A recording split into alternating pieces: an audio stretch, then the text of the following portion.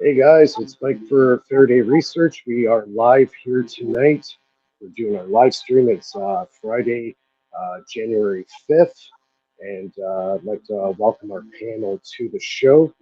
And yeah, it's to everybody that I haven't spoken with recently. Thanks for all your support. Hope everybody had a great Christmas and a happy New Year. And now that we got all that stuff out of the way, we have a great panel tonight.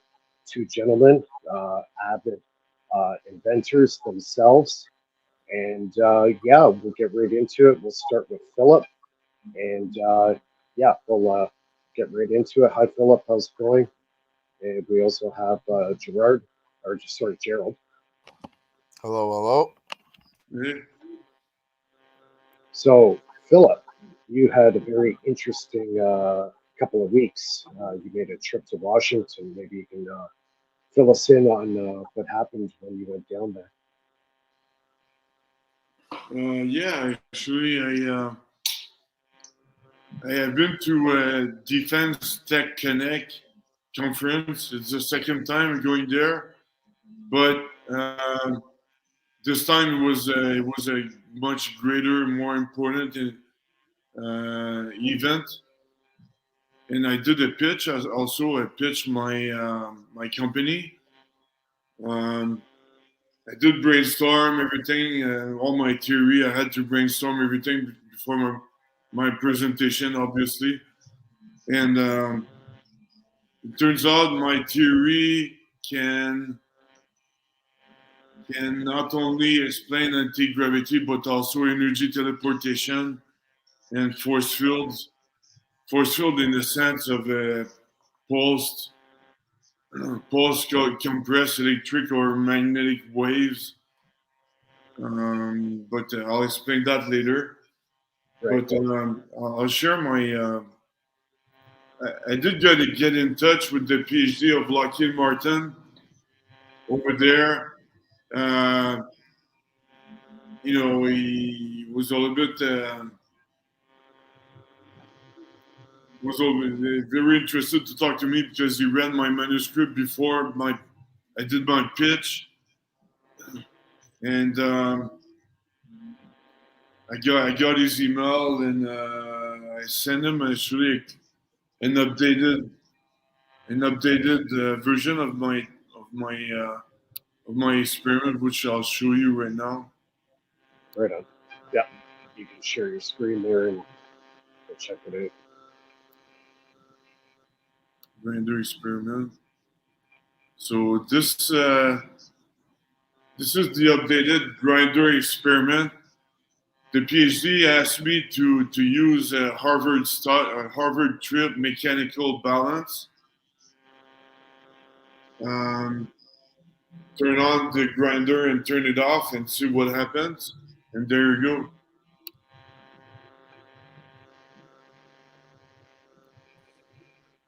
Are you sharing? Okay, there we Yeah, go. it's sharing.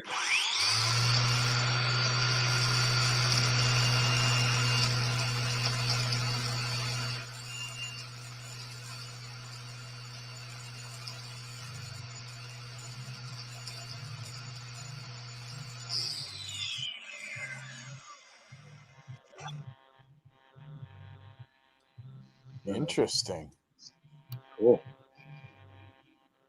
Very cool. Yeah, so just by spinning a grinder, the grinder disc is it's a heavy flat wheel that spins at 9,000 RPM, Right. and that creates a difference in weight.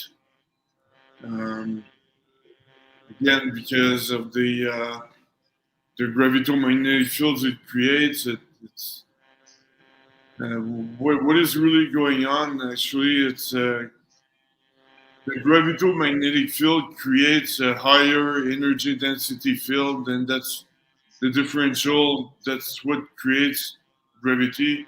I can explain that phenomenon with the 1919 light bending experiment as well, where you only need the gravitoelectric and the magnetic field of the sun to explain the light bending that is 1.7 R seconds or 8 radians of deflection angle. 8 times 10 to the minus 6, sorry, the radians of deflection angle. So yeah, that's the updated experiment. I showed that to APEC also at the end of last year, but now to you guys. And yeah, I applied. I got in touch with special operations in the United States, Missile Defense Agency, the International Space Station National Lab. They're all interested into anti-gravity, and Great. they Now, I have a quick question for you, Philip. Um, the fact that you're Canadian, was that ever an issue for them? Because they're kind of wonky when it comes to, say, an international advisor or engineer starts doing work for an American company. You see what I mean? Like, are they worried about security, or was that ever an issue? well, no, not for the private sector. Private sector don't care. Like Right. Lockheed or Boeing, they don't care. It's a private business as long as it works and they can make Even money out of it. now, even if it's military, that still is not an issue. Um, yeah, you need to follow the ITAR restrictions, Oh, okay. and but So, Canada and United States, we share the same interests. I think right. I don't know all the details of ITAR, but I guess I'll know. Yeah. They track me on time and when. So can I chime in a little bit here? Yeah. Go ahead. That's an awesome experiment there, Phil. I have Yeah, a suggestion for you as an experiment that might help your work. My dad did something when I was younger. I thought he was kind of crazy for doing it until I did it with my grinder. On your grinder, you have two threaded holes for a handle in order to swap yeah, out whether or not you hold it on the left or the right. yeah. So find out your position of rotation and then put on the opposite of your rotation on your grinder in that hole for the handle, you put a counterweight in it that's the same weight as the grinder. Now my dad, he had made this welded ugly chunk of steel that weighed close to the grinder, so he was able to literally cut steel with like 3 fingers. And the counterbalance when he was using that speed, it almost seemed like it was floating. Oh, cool. So it might be something you want to try. Yeah, yeah. I'll check it out. Right now, I think I took it out. I took out the handle and I just taped the grinder so that it stays in place. But yeah, I'll check it out. Yeah, thanks. Yeah, no worries. Also, the regarding the sharing, if a Canadian company wants to do business with the U.S. government, they need to have a N-cage number. So, but it's definitely Oh, possible. oh, I have a contact for you, Philip. You might want to get a hold of this guy named George Hathaway. He owns a laboratory in Mississauga, Ontario. It's called Hathaway Laboratories. He does contracts with Lockheed Martin, Skunk Works, all those guys. Oh yeah. And he years ago, he was the guy who broke the story with John Hutchison. He was he was a He was senior a heavy engineer. researcher. Yeah, and Yeah. he's also a 30-year professor at UFT Toronto. Oh nice. So his laboratory is about 30-minute drive from my house, give or take. You might want to get a hold of him. He's all into this. He's heavily funded, and he's working on similar stuff that you are. Oh, that's awesome. Yeah, thanks. Yeah, yeah, George Hathaway. You can find them on YouTube. Yeah, Hathaway Laboratories. They're in Mississauga, Ontario. But anyways, he knows John Hutchison really well, and he was trying to figure out what he was actually doing with his anti-gravity experiments and his teleportation, transmutation, all that kind of stuff. So he was right there, and he's seeing for his own eyes what Hutchison was doing. So I would highly recommend you get a hold of him. Yeah, I already found his Yeah, YouTube channel, Hathaway George 9. Is that it? yeah, George Hathaway. Okay, awesome. Thanks. Yeah, that's a good contact for you. You might want to follow up on that one. Thanks. Gerald, what have you been up to lately? It's been a while since we spoke. Oh, not much. I've been doing a few videos here and there. Mhm. On my last video, I was making some coils float. Right on. I don't now, know. now the platform you were doing it on, was it a metal plate that you were levitating the coils on, or was it wood? Okay, Or so basically, what I was trying to demonstrate was the fact that a superconductor pushes away magnetic fields, right, and so what I did is I put it on a magnet and I pulsed it at 1,000 hertz and made it float above the magnet. That's no big deal because 1,000 hertz, you're still getting a magnetic field. right. And it was running at 27 volts, 3 watts. But I was Yeah, running so at 0.1% duty cycle. So to prove that it wasn't a magnetic field, what I did is I ran it above a magnet at 24 million hertz at 0.1% duty cycle, still made it float, no heat whatsoever, and I did it at wow. 3 watts. See, that's a big thing. No heat. None whatsoever. And it That's could sit amazing. there all day. It's very stable. Do you Sitting above. have Do you have a thermo temperature reader, like the ones that look like a little gun? I do. I have Because an you do. I have an infrared gun, Yeah, like yeah, camera, and I also have a digital thermometer and a laser yeah, thermometer. yeah, Yeah, yeah. Use the laser one when you do the experiment and see if there's any temperature change. actually, it's funny. I took pictures with my Okay, infrared camera, and the inside of the coil, when it's floating above the magnet, is it goes cold. colder than the Yes, ambient temperature of the room. that's 0 point right there. And the coil itself is maybe 2 degrees over ambient, and that's it. That's that's not much at all. Right on. No, it's That's not really heating cool. up whatsoever. That's incredible. Yeah, because I've seen experiments in the past where actually it was one senior engineer from Skunkworks. He did it where he hooked like a coil and he hooked it directly into the AC outlet. And he had, I think it was a copper plate under it or a steel plate, and he was able to make it float. But the problem was that that coil, because it's running under AC, it heats up like an element. So Oh yeah, he could only do it for a couple of seconds.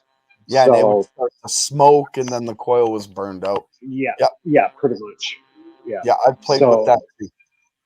so basically you're able to do it at room temperature. Absolutely, room temperature, and not only that, it carries its own weight plus a gram and a half while it's And how, levitating. and how many watts are you using? Three? 3. That's it. Wow. That's it. 27 volts. I'm using uh 0.11 of an amp at 24 million hertz at 0.1% duty cycle square wave. Yeah, So see, there's still magnets. I, I think the key to this to keep the heat away is don't use current. Yeah. Eliminate the current. It's all frequency and duty cycle. So sorry, And even the What was that, Phil? how many amps? Not even. It's 0.1 of an amp. Oh yeah. Well, Yeah. There's like, I'm using no power to do it. It's getting colder than the ambient temperature itself, and it's very interesting. I'm So actually it's pulling energy out while I'm doing it because I'm yeah, lighting like because 4 LED panels at the same time as it's floating. cool. So it's putting out electrical power plus gravitational distortion.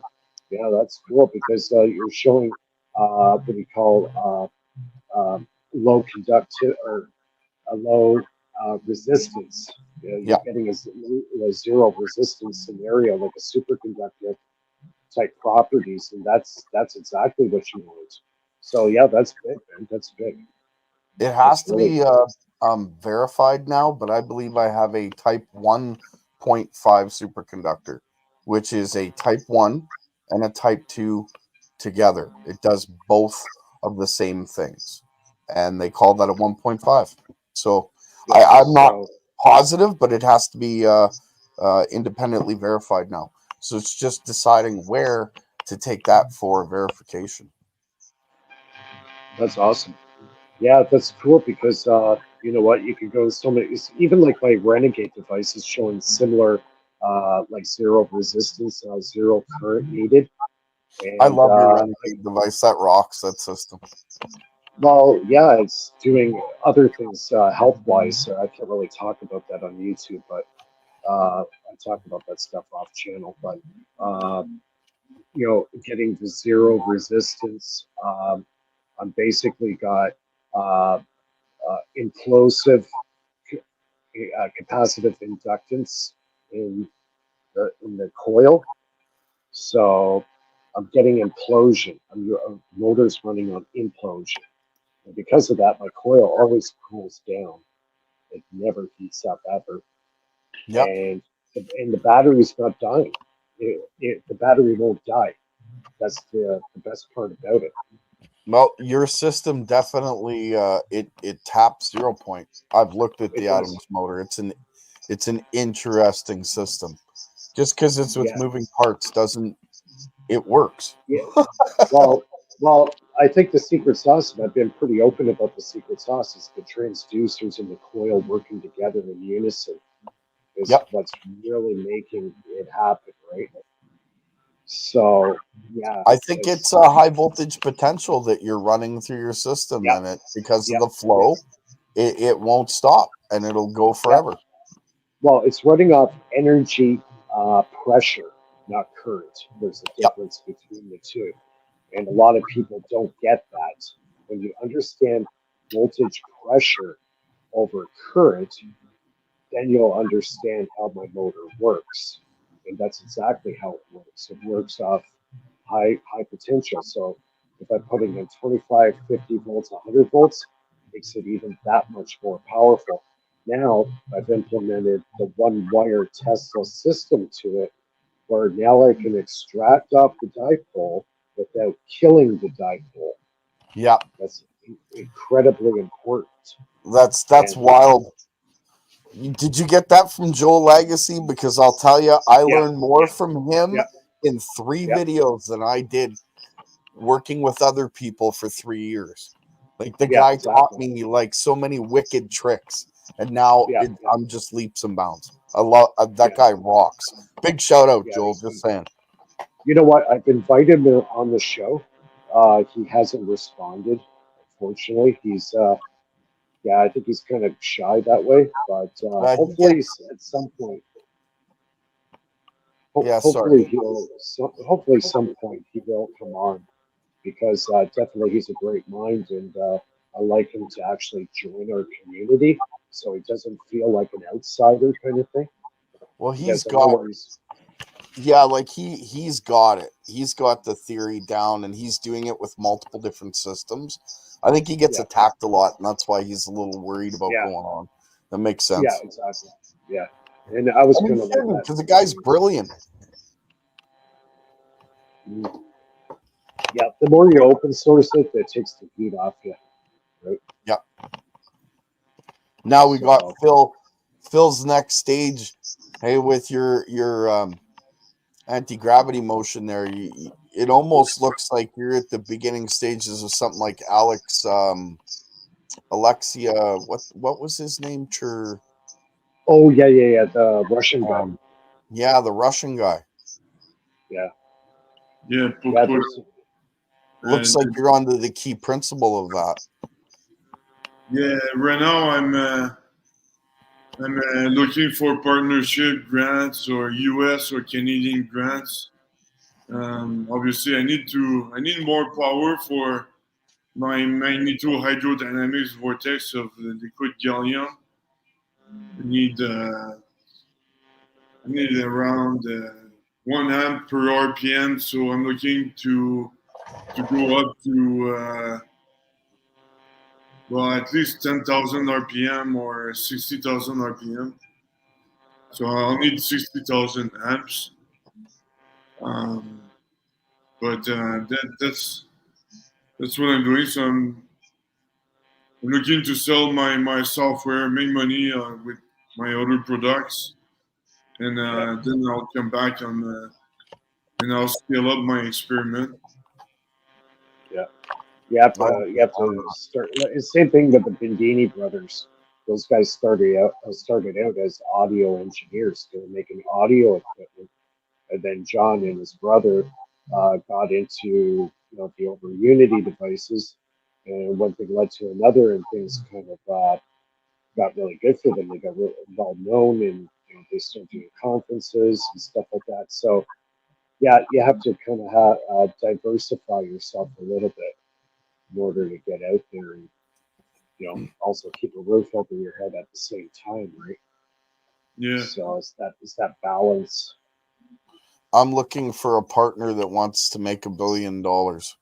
I came up with something for solar that enhances solar and makes it. I don't know how to explain that. Let's just say that it has to do with a portable solar system that could be used in any emergency and supply you 5,000 watts.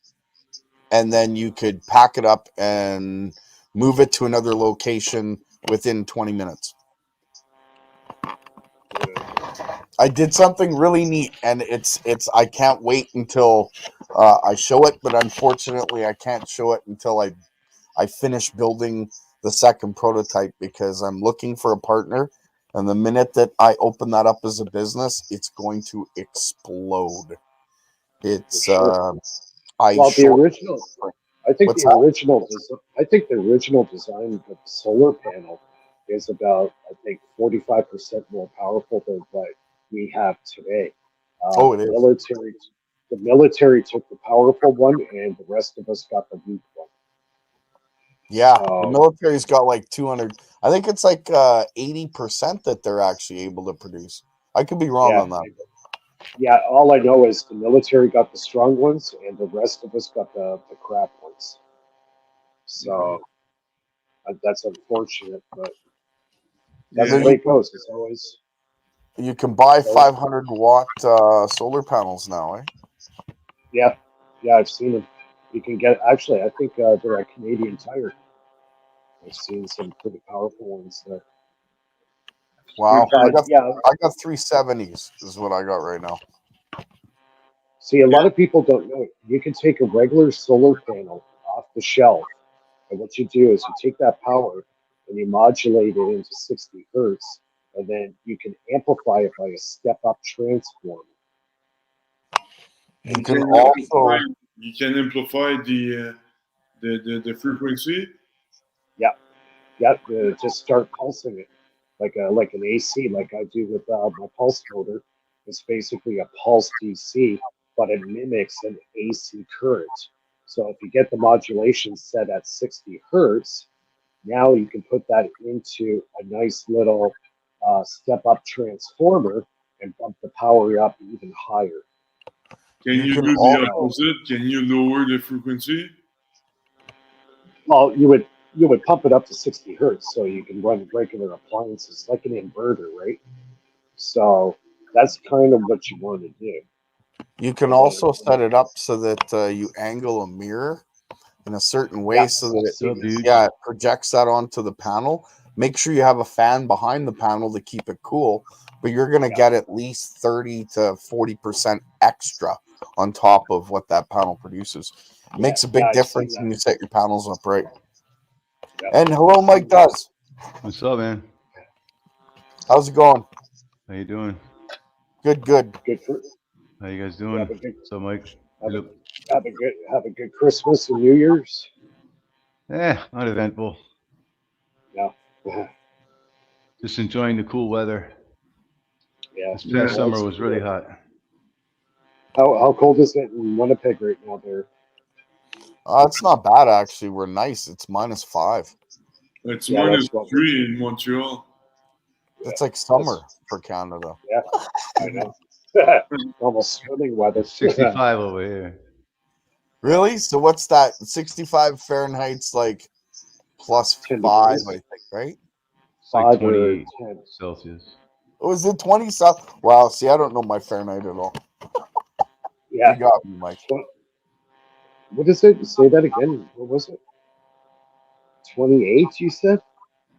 Yeah, I guess if I remember correctly, around 28, 30 degrees Celsius is. Gee, I'd be like at the beach. It gets like I think it's like 22. Close to 40 in the summer. Yeah, I think you're right. I think it's around 22 or 23 degrees Celsius. That's warm. That's a nice temperature. Yeah, I'm looking forward to apply for EB1A green card because I've been to the 2 events. It's gonna help me apply for that type of green card. So you might see me around, but more on the West Coast because it's maybe Hawaii or Waikiki. I really love that place. Yeah, it's nice up there. Waikiki? Yeah, I've been there in August. It's awesome. I've never traveled out of Canada. I've been coast to coast, but never traveled out of Canada. Yeah, I've been as far as the Philippines. That's as far as I've been. I've been to Cambodia, Africa, San Marino, Hawaii, Louisiana. And, I think I really love the Hawaiian culture. It's not too much. It's like a suburb, so pretty peaceful. Open spirits out there. Yeah. I've been to New York, I've been to LA, Buffalo, but I haven't been to like Florida or anything on the southern coast. And been to the Philippines, South Korea. That's about it. Yeah, my only claim to fame is I hitchhiked across Canada. You hitchhiked? Yeah, I hitchhiked. It took 2 weeks. It was lots of fun. Oh yeah. Well, Canada's pretty big. You got all the mountains. Yeah, it's huge. Pretty wild out there. What do you need to travel for? You already got the whole wild is there. That's Canada. Canada is like huge. I was sleeping in a tent one time. Almost had my head eaten by a bear. It's Canada's lots of fun. Yeah, really. I haven't encountered a bear yet. A few deer. A lot of bears in Canada. You got that problem up there with the bears?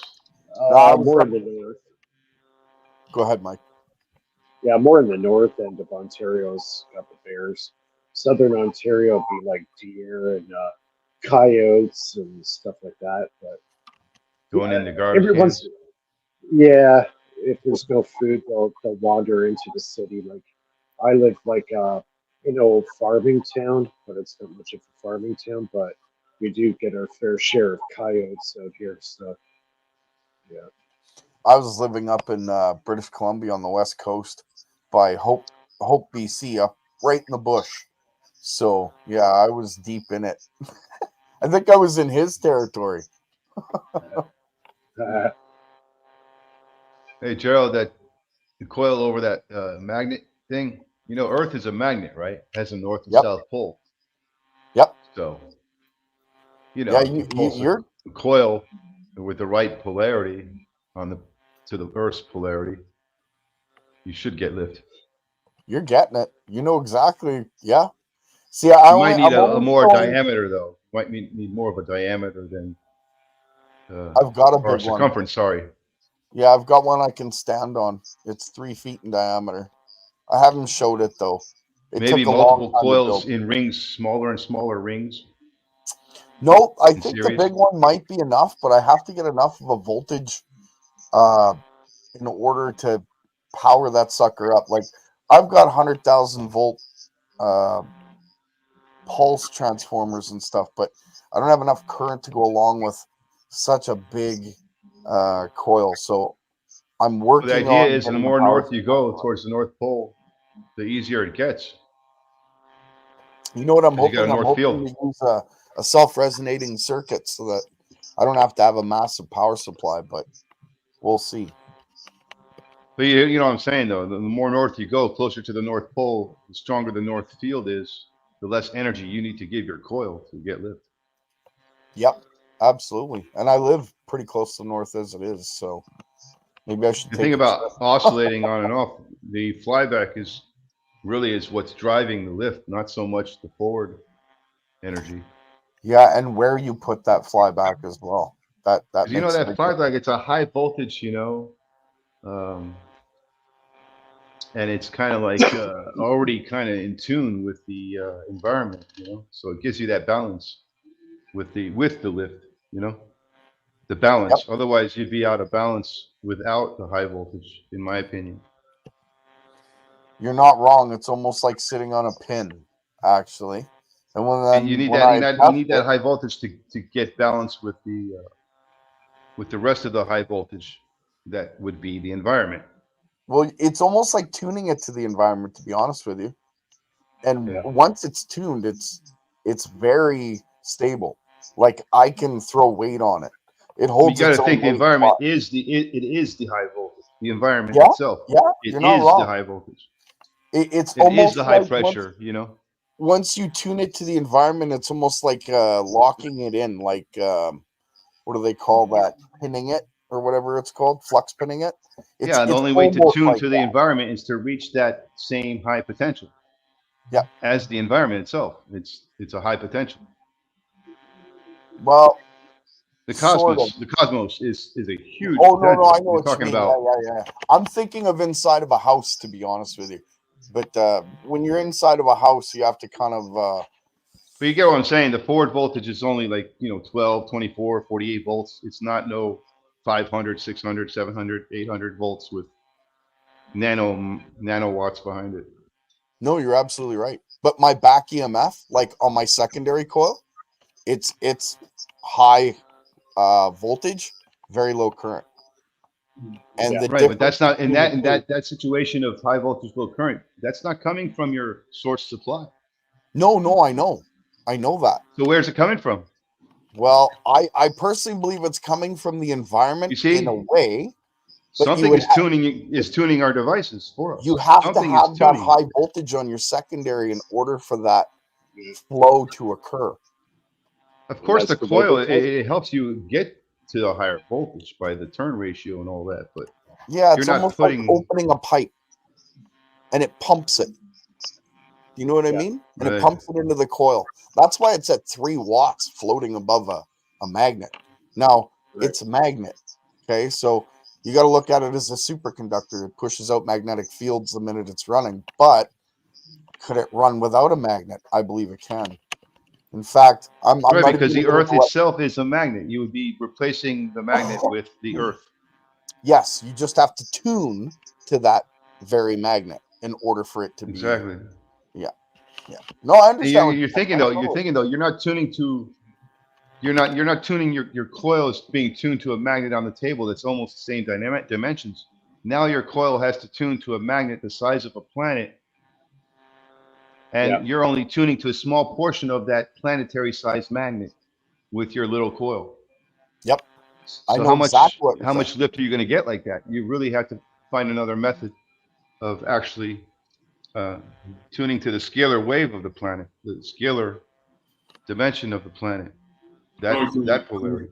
Can you expand it to lift yourself, or just? Well, like for example, the coil's over the magnet. It's the same dimensions as the magnet, so that's why Yeah. there's lift, because the magnetic field on the coil is matching the magnet and Yeah. its magnetic field.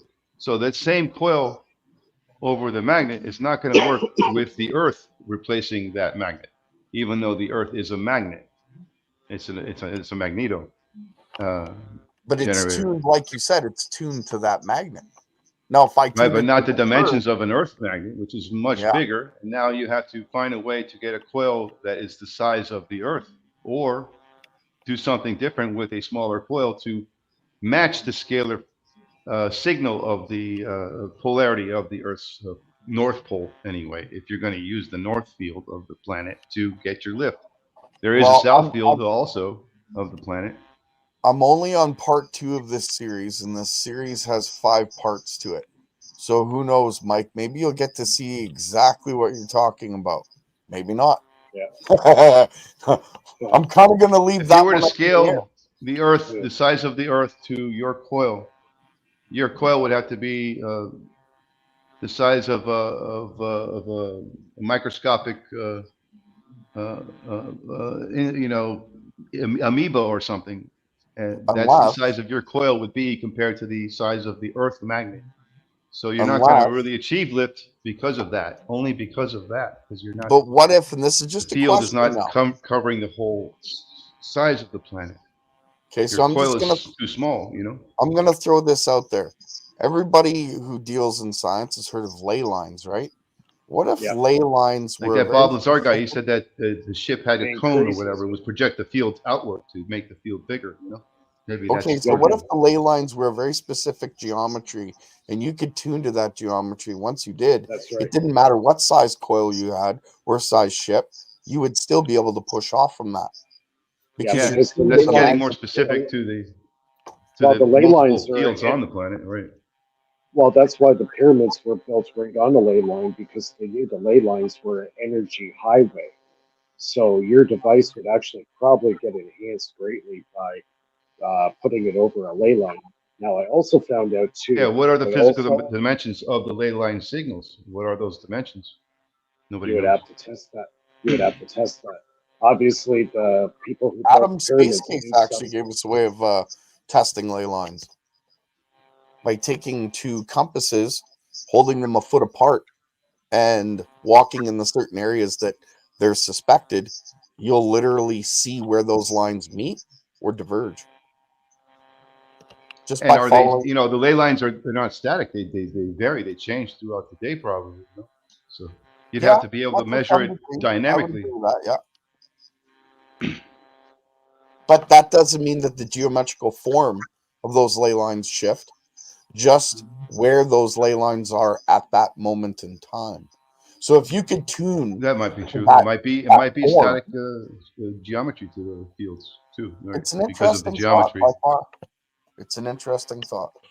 It's just like when you make a magnet, like what they do is they use high voltage and they imprint that magnetic form onto the bearing and tighten it, right? So then that's what Yeah, forms your magnet. But that magnet's now tuned to every other magnet's that's built the same way. Now, if you were to tune your magnet to the ley lines or your coil, does that not mean, or it stands to reason, that your coil being tuned to that ley line, that magnet is going to Hey, push it could off be from it? as simple as surfing the water waves. You know, Yeah, well, the waterways definitely they have something to do with it. I think the ley lines are more lava tubes, but I could be wrong on that one. they're definitely vibratorial waves. You know, oh, one thing I might add to this too, the ley lines create extra power. But I also found out too, if you're using your device near, say, a set of railroad tracks, say goodbye to your potential. Apparently, it basically destroys the effects of any free energy device or any gravity. So keep it away from railroad tracks. it's I almost like wonder the if that, tracks to absorb the line into the track. Maybe that's Yeah, it's a interesting ground. thought. Yeah, yeah. And that was It is coming from iron. They're Dan. two pieces of That iron. was that was coming from Dan Winter. So he's studied that for a long time, and he says these free energy devices, if you're anywhere near railroad track, it basically kills the potential in it. It doesn't It work. grounds out. It grounds out everything. Well, That's what the guy in Australia that made the Joe cell, he was making those hydrogen powered cars with the Joe cell. Well, every time he drove over a railroad track, it would kill the engine. It lost power. So obviously there's something to it because Dan Winter knows the guy Joe Cell, the guy who made that device in Australia. So I wonder how yes, that Joe cell was grounded though, because it kind of makes one wonder if the tracks are taking away from a free energy system. there Are is they Mhm. such a thing as a grounding the wireless system out? ground, though. There is a wireless ground, though. yeah, your No, body I can know get grounded. that, but I mean, ley lines are a different energy than railroad tracks. So railroad tracks, they're grounded just by the very mechanism of them being built the way they're built. So I don't know. That's an interesting question.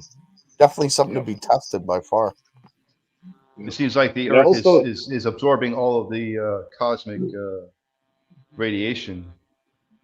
yeah, and I also noticed too with my device, if I'm running it and we get hit with a solar storm, my motor does not want to work. It shuts down on me. And the second the solar storm's over, my motor just starts up again like somebody just flipped a switch. So something to that as well. We had a X5 solar flare last week, Yeah, I've so been it was actually pretty feeling big. the effects of that shit. Well, you know what? The thing was, the very next day was the day of the earthquake in Japan. So when that X5 hit the Earth, it was on that side of the planet, They hit say it makes Japan, people and sleepy, sleepy, and also causes earthquakes. And Japan had that drowsy. 7.6. I'm sorry, guys. I feel like I'm cheating then, because as I run my coil, those symptoms go away. Really? Eh? Yeah, I don't know. It almost feels like it energizes the environment. Yeah, my motor does the same too. It'll energize me. It'll be Spinning late at magnetic night. I'll, fields, right? They change your environment. They really do. yeah, yeah. Stand beside It an turns. alternator when an alternator's running, and you'll get sick to your stomach. It's a spinning magnetic field. It matters. I miss my pulse motors. I Yeah, used to you have should them get running back for into them, Mike. like 2 years straight. Yeah, get back into it. I'd Got love used to to do a hearing that pulse tick, tick, motor tick, tick, tick. contest. Get used So, to hearing the clicking sound. Mike, have you been working on some experiment lately? Or? Me, myself, or Mike? Mike No, 1 or you. Mike 2? Yeah, yourself. Me? Well, I've been playing with the Tesla one wire system, and I'm feeding that off one wire potential coming off the pulse motor. So what's happening? I can extract power off the system without killing the dipole, and that's very important with a pulse motor because most people taking the two pulsing DC waves coming off the motor, they will always extract power off that. That's wrong. All you do is hook it up to a small light, to like a disruptive type discharge, and then what you do is you tap off one wire only, hook that up to another coil, and then from there, that's where the node is, and you can extract power off that, and it allows you to pull power off that system without killing the dipole. So It's like you're people, putting I your have, load in series.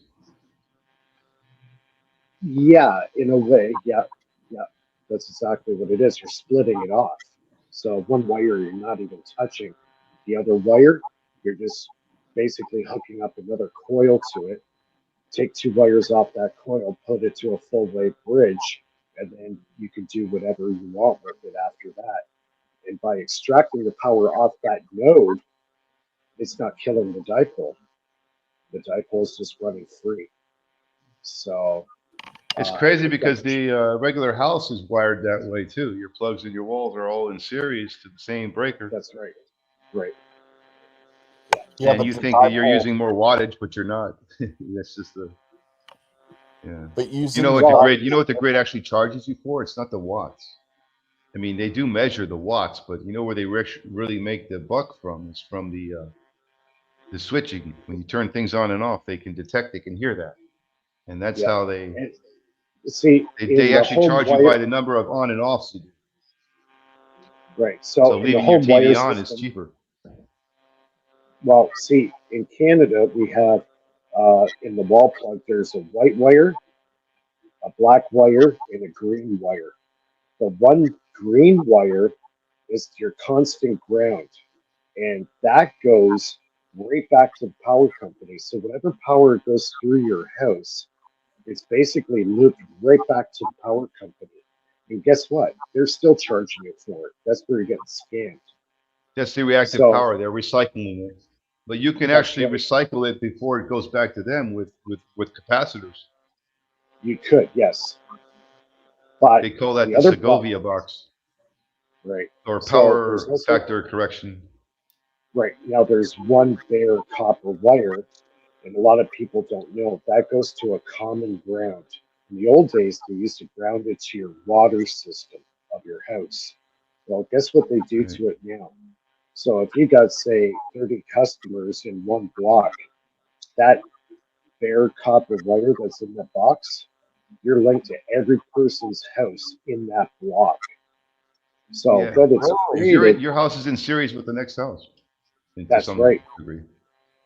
So that bare copper wire, you're connected to everybody in that one block range like a giant antenna. So what happens is now even It's ridiculous worse. how much money they make for the same watt. You know, Yeah, yeah. They're just it's like 1 watt recycling flowing power. through. It's the same watt flowing through 100 light bulbs. Yeah. You know, absolutely, yep. in 100 houses. So the worst part about that bare copper wire, because you're now linked up to everybody in the friggin' neighborhood, if there's any parasitic radiation or power going on at that time, it's like a giant antenna. So it's radiating this pollution throughout the entire neighborhood because it's all linked up like a giant antenna. You're all connected together, and that connection actually goes right back to the power company. So you don't have a real earth ground like they used to, where it was like a big copper pipe or the water system from your house into the ground. It's not like that anymore. So yeah, Actually, my house does. I'm lucky. My house was built 85 years ago. yeah. So there you go. Yeah, you're one of the lucky ones. I use it for experiments. Trust me, it works really well. I I bet it pull does. 3 volts just on my ground current. Yeah, right. Yeah, Nice. it's crazy. As soon as I have this independently verified, I'm gonna put it into the hands of all the experimenters that I've Oh, met by the way, along the guys, way. look in the private chat. You see that link? I just mooker.com. Yeah, Apparently, I that's was a looking at open. that. What is that? Open source free energy forum. Yeah, I was. There's this other channel. This guy is doing replicating the Figueroa device, and he brought it up. Oh So yeah, figured I'd bring it up here. Mooker.com. Jim Mack. Yeah, I'm gonna sign up for that. It's an open source free energy forum. Oh, cool. It's like Cosmo Quiz. I mean, mind you, it's open source. So if you're trying to sell something, forget about it. You're in the wrong. Don't join that forum there because they're not selling anything. You know, it's open source. So Yeah, I don't want to sell nothing. I want to open source everything. you don't got I to just open source don't want everything. somebody snagging it and putting their name on it and going, "Look what I've created." Well, No, fuck once that. you open source it, it's still under your name and all that. It's just nobody needs to, get your That's why I approval got to to get it use it. That's verified. all. Now that I'm at the stage where I'm at, I got to get it independently verified because Yeah, you know what? I would seriously try to get a hold of George Hathaway because he's been working with this stuff for a long, long time. Yeah, and he knows Hutchinson, so he knows Yeah, this from text. yeah. So He yeah, was with Hutchison. He's 30 minutes away from me, his laboratory. you know, I've that's a heard good that name point. before, by the way, Mike. I know Phil's George going to be Hutton. calling him. Maybe I should Yeah. too. Yeah, because I think he's the go-to guy because he's electrical engineer. He taught at Oh, that's right. University of Toronto He's in for the like energy 20 field. plus years. He does it all. He's a pretty high-level engineer. He knows how to test stuff, and I he's think got I the might have heard equipment to about do him it. through the something to do with the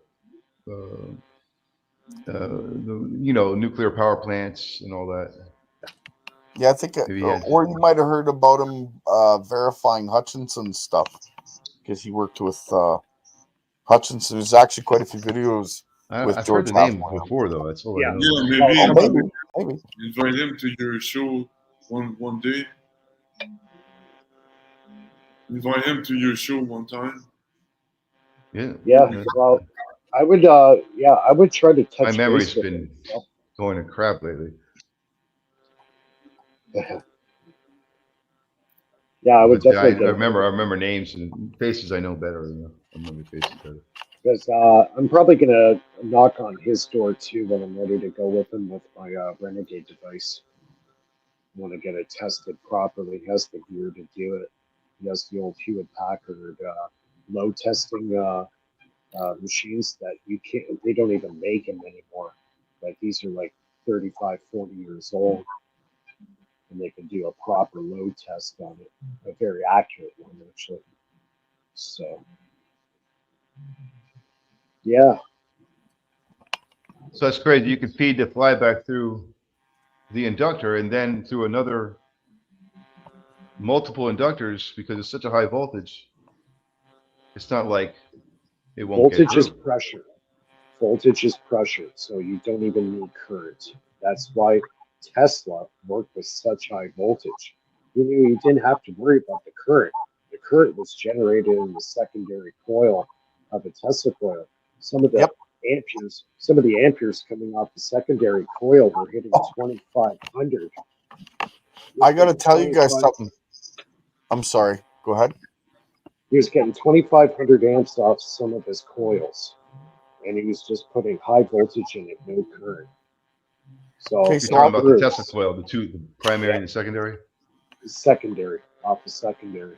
I always thought that he was feeding the secondary with the flyback. No. Well, his later designs actually eliminated the primary coil.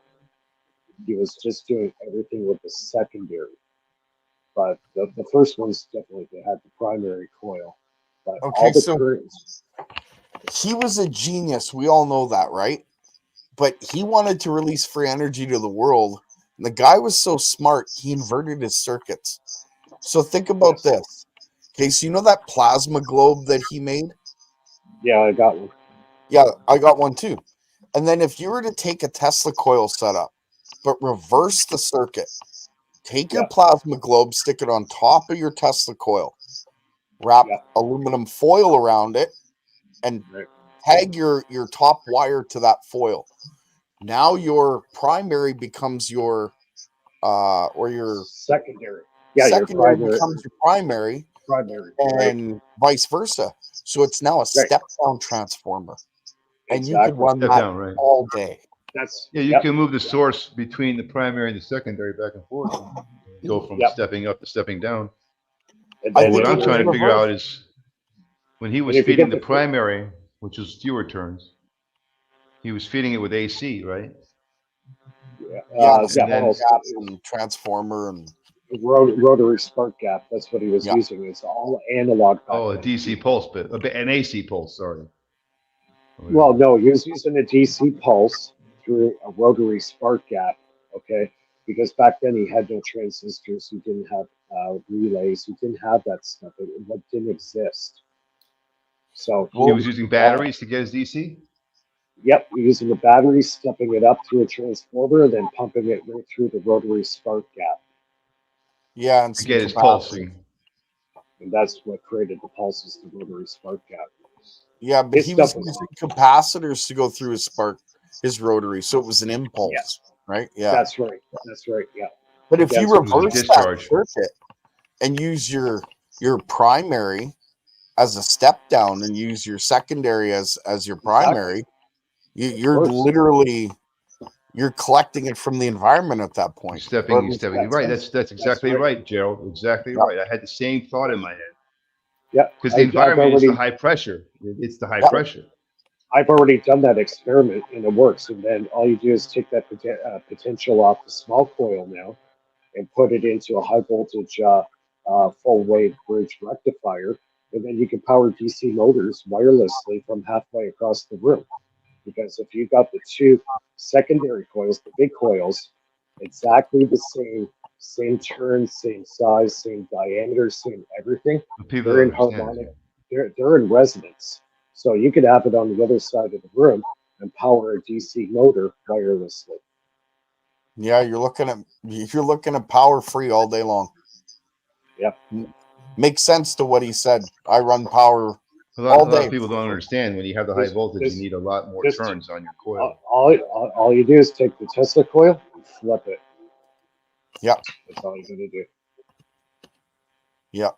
You turn your primary into your secondary and your secondary into your primary. And you collect that energy and then run it through your yeah, that's just amazing. He was a genius. Yep. That'd be a good experiment to try with my pulse motor. I should try that. I'm gonna do the plasma globe one. What? Try and flip the primary and the secondary around? Yep. Yep. You're gonna try done that, it with Mike? I've done it with the plasma ball too, and it works amazing. It works so easy. Those plasma globes are insane. I wrapped a thick double layer of aluminum foil around my plasma globe and 3 turns of 2 gauge copper, and I got like it was 3,000 volts, and I don't even know how much current because it blew my meter. Like there was smoke and it was crazy. Oh, yeah. Yep, because the one I have right now, it'll put out about 1,500 volts, so 1.5 kV. So you put that through a nice step-up transformer or a step down. So when you step down, the voltage goes down, but the current increases. If you step it up, the voltage increases, but the current decreases. That's Right? your own So call. if you're at 1,500 volts, you know, Right, depending on what your amps are on that 1,500 volts, once you step it down, you bring it down to 110 or even 12 volts, depending on what you're. And you step it down with your load, Gerald. You use your load to step it down. Yeah, absolutely. Yeah, you use a 1 gauge wire. You load it down. You load down the voltage. You know, there is no current without a load. You're absolutely right.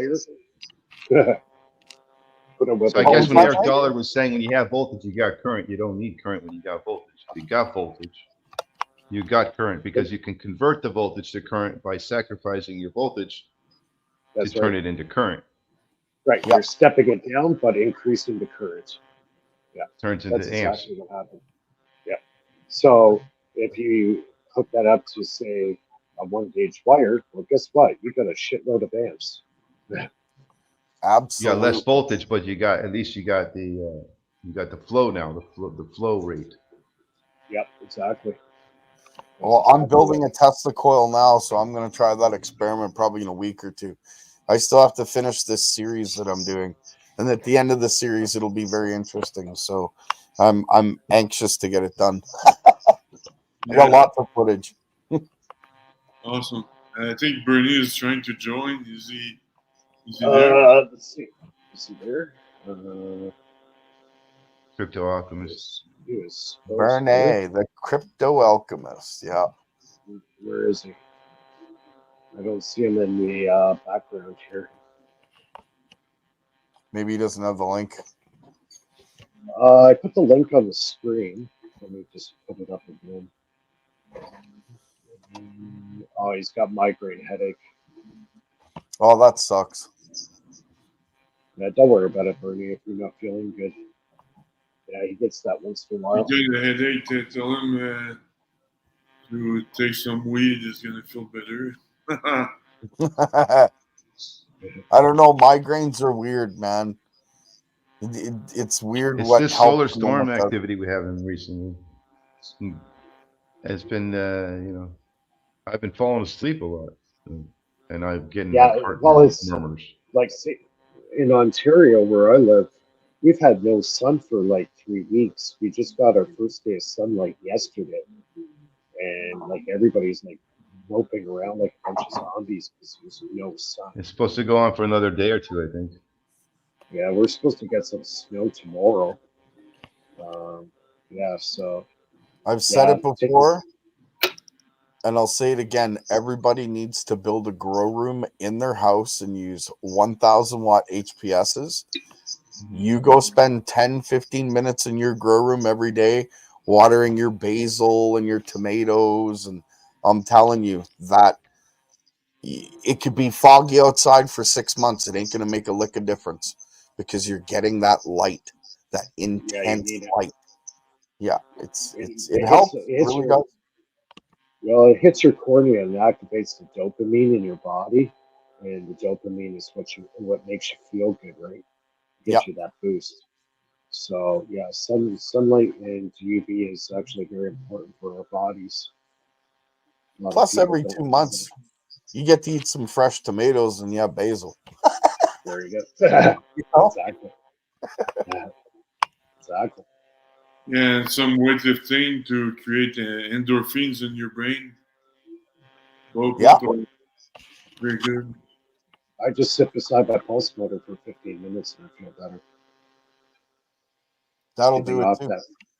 Yeah, just giving off. I've got it running at about 400 hertz. So it's just pulsating that magnetic field, probably drawing in some ozone a bit there too. So yeah, every time I sit beside it, I feel better.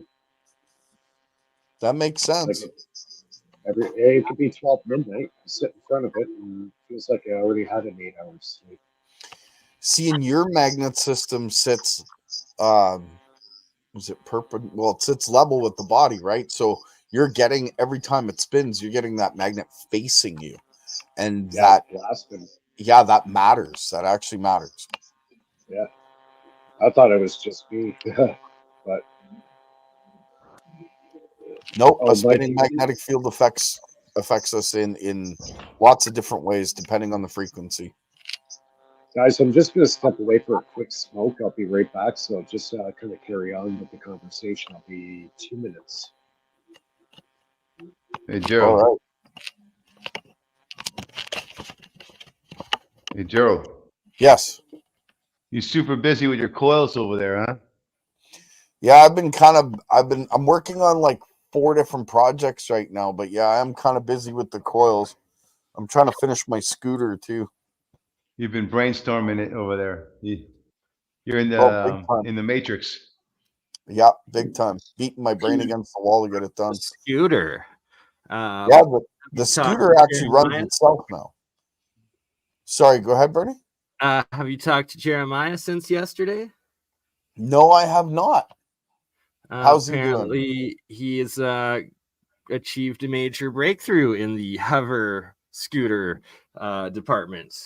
Oh yeah, cool. I'd love to see that breakthrough. There's That's not what a great secret, or I don't know. He mentioned something about some coils, so I'm interested to see what he's talking about. That's for sure. It ain't gonna be no bagel coil, I'll tell you that. I'm sorry, I don't mean to harp on the bagel coil. I think it's an amazing invention. I just but it's don't a think different it's type of coil. anti-gravity. Absolutely. You Yeah. don't mean to So harp on the big. if you're available in like hours time, Gerald, I'm trying to put together a real science stream as well as Phil, Mike, and Mike. All of you are welcome to join if it happens. And we should be covering Jeremiah's new breakthrough, I guess. Yeah, I'm down. Hey, if we're not doing this, I'm down. I'm there. Very nice. yeah, Mike is gonna come back and everybody will disappear from his. Just don't fall asleep, Phil. Yeah, but like you guys were talking about the X-band solar storms. I've had a migraine for a couple days. It's just finally going away, which thank goodness. But yeah, my dad's the exact same, and both think it's straight up just the solar radiation. Did the wind pick up in your area? It shifted from westerly to northerly. Down here in Florida, it definitely got a lot windier since the solar thing was announced. Oh yeah, did you guys hear about the waves in California? There was pretty huge waves, probably caused by the high winds Right at there. Ventura. In Ventura, California, I believe. Yeah, they and were huge, right? Mhm. Weren't they like the 100-year storm waves or something? They're like crazy height. Yeah, Yeah. whenever the winds pick up, that's solar activity. You know, Yeah. even if it's a hurricane, it's came from that Strange same. days. Well, my Definitely arthritis didn't like it, that's for sure. Well, that's why you got your coil field. Yeah. Yeah, I was telling them earlier, actually. It feels like I'm cheating because as soon as my arthritis would kick in, I'd turn my coils on at 432 hertz and pain would kind of go away. So I don't know if I'm intensifying the environment with a higher voltage potential or if But it's look, the magnetic field does affect Well, biological system, because if you put a magnet next to a plant or a seed, it's gonna grow faster. So yep, that's true. Very true. And it's the south side that makes it grow faster. And the funny thing is about my coils is I can split the fields. So the top part of the coil produces just the south field, and the north part of the coil is just, bottom. or the bottom part of the coil, sorry, produces just the north field. So if I put South it on the ground and I'm pulsing it, I literally get just a south field in the environment. That's Why? Because the ground absorbs the other field. Okay. You know what? It's just where the coil's placed, because the coil splits the field itself right in the middle of the coil all the way around it. If you were to take a compass, it literally shows where you change from the north and south field. So when that coil is sitting on the ground, the extended field that comes off of it is underneath the ground, whereas where I'm standing is above. okay. Does that I make think, sense? yeah, definitely. Roy at Vinny St. Vincent channel, I think, demonstrates some similar capabilities. Vinny St. Vincent. Love that guy. He's I've awesome. been following him for a few years now. Right? Yeah. It's epic work. We're gonna He have to does. have him on. Sorry to hop on quick and have to run, but I just have to go help a friend. He's got a new puffer, and I'm good with fish and brackish aquariums and all of that. So I just have to run over to a friend's, and then I will be back in an hour. If you guys are still here, I'll hop on. If not, I will email everybody the link to the Real Science if you're able to make it. Awesome. Much love, guys. Happy New Have Year. a good one, Bernie. Great work, Mike, Gerald, and Yep. Phil. See you soon. Okay, see you soon. And he's off.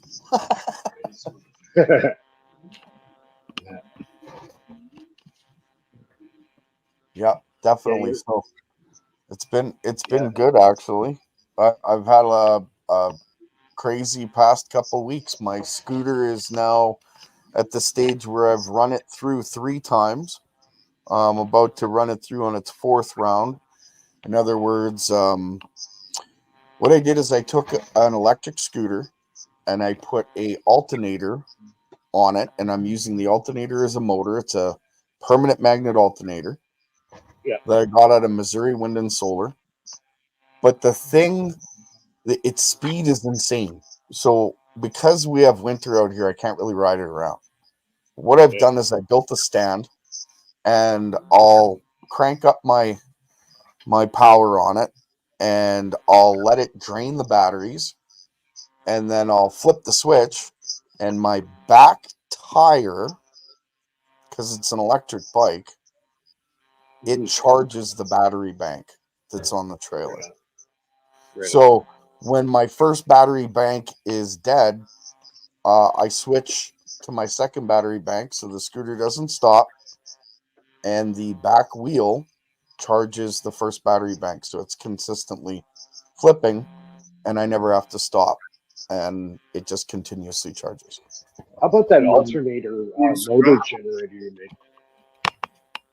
Sorry? You know the generator you made that has those alternators on there? What's happening with that? Are you using flyback to dump? I'll answer Mike does first, and then I'll answer you, Mike. Okay. No, I'm not using flyback to dump. The scooter has a original scooter motor, which is the back rim, and it's a permanent magnet motor, and I use that to charge the batteries. There's no back EMF on that. And Mike, as of your question, I was actually working on the alternator generator yesterday. Okay. I'm getting some really nice outputs on that. I'm going to do an update watts? video on that once I'm done this series. How many watts are you getting right now? Right now, I'm getting 3,000 out, and I'm using 1,200 to run it. Oh, you're using one tire to drive, and the other tire that's on the road that's spinning without no drive is charging. Yeah, actually, I wonder if I could show you. That's smart. Huh. But you have two I'll try and alternators? show you. It's a mess, but here, let's see.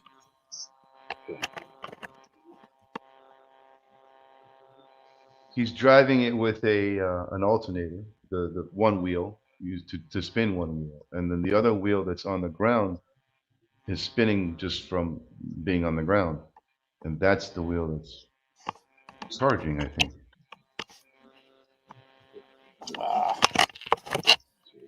Can you see that? Oh yeah, okay. Let's see.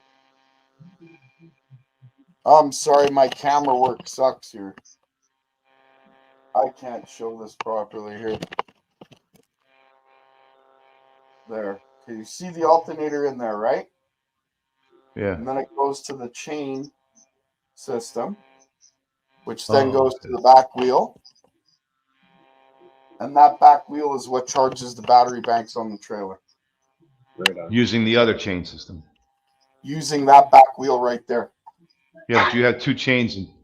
Okay, so the way that this works is this alternator is now the motor. Right? I'm trying to get my camera work sucks, sorry. But this is now the motor for the machine. And this chain goes to this shaft. And then this chain here goes to the back wheel. So as that back wheel spinning, because it's a permanent magnet motor, it charges my secondary battery bank. Oh, the back wheel is a motor. Okay, gotcha. So you do have two alternators. Yes. Well, one alternator and one. One's being a motor and the other one's being a generator. Yeah. Gotcha. Awesome. But yeah, and it works great actually. I get like 180 watts out of it as long as it's spinning. Then you get more mileage and all that. Absolutely, and because I've got two battery banks, it's almost limitless. Because by the time I'm draining the first battery bank, the second battery bank's already full. So I flip a relay switch and it just switches. 100% full? What's Probably that? because you're going downhill and all that, huh? Yeah, no, it's possible because once you're at top speed, you're not using half as much current coming out of your batteries to keep running, right? So but then, I use and if you have a load those at that little point, you're doing good. things to make it work. Say that again? Right, and once you reach top speed, you turn the load on after you're at top speed. Exactly. Now you got it. You can't turn it on before that, or you're. It's like going downhill. Yeah, basically. Because if you turn your charge system on before you're at top speed, you can't even get to top speed. Right, and you lose out. You lose out by doing that. Yeah, but if you wait and you get to top speed and you flip the switch, and that's what you do. That's what you do here. Yeah, that's exactly what I do, and it slows it down very little. But what did you put switches on there? You got a couple switches on there.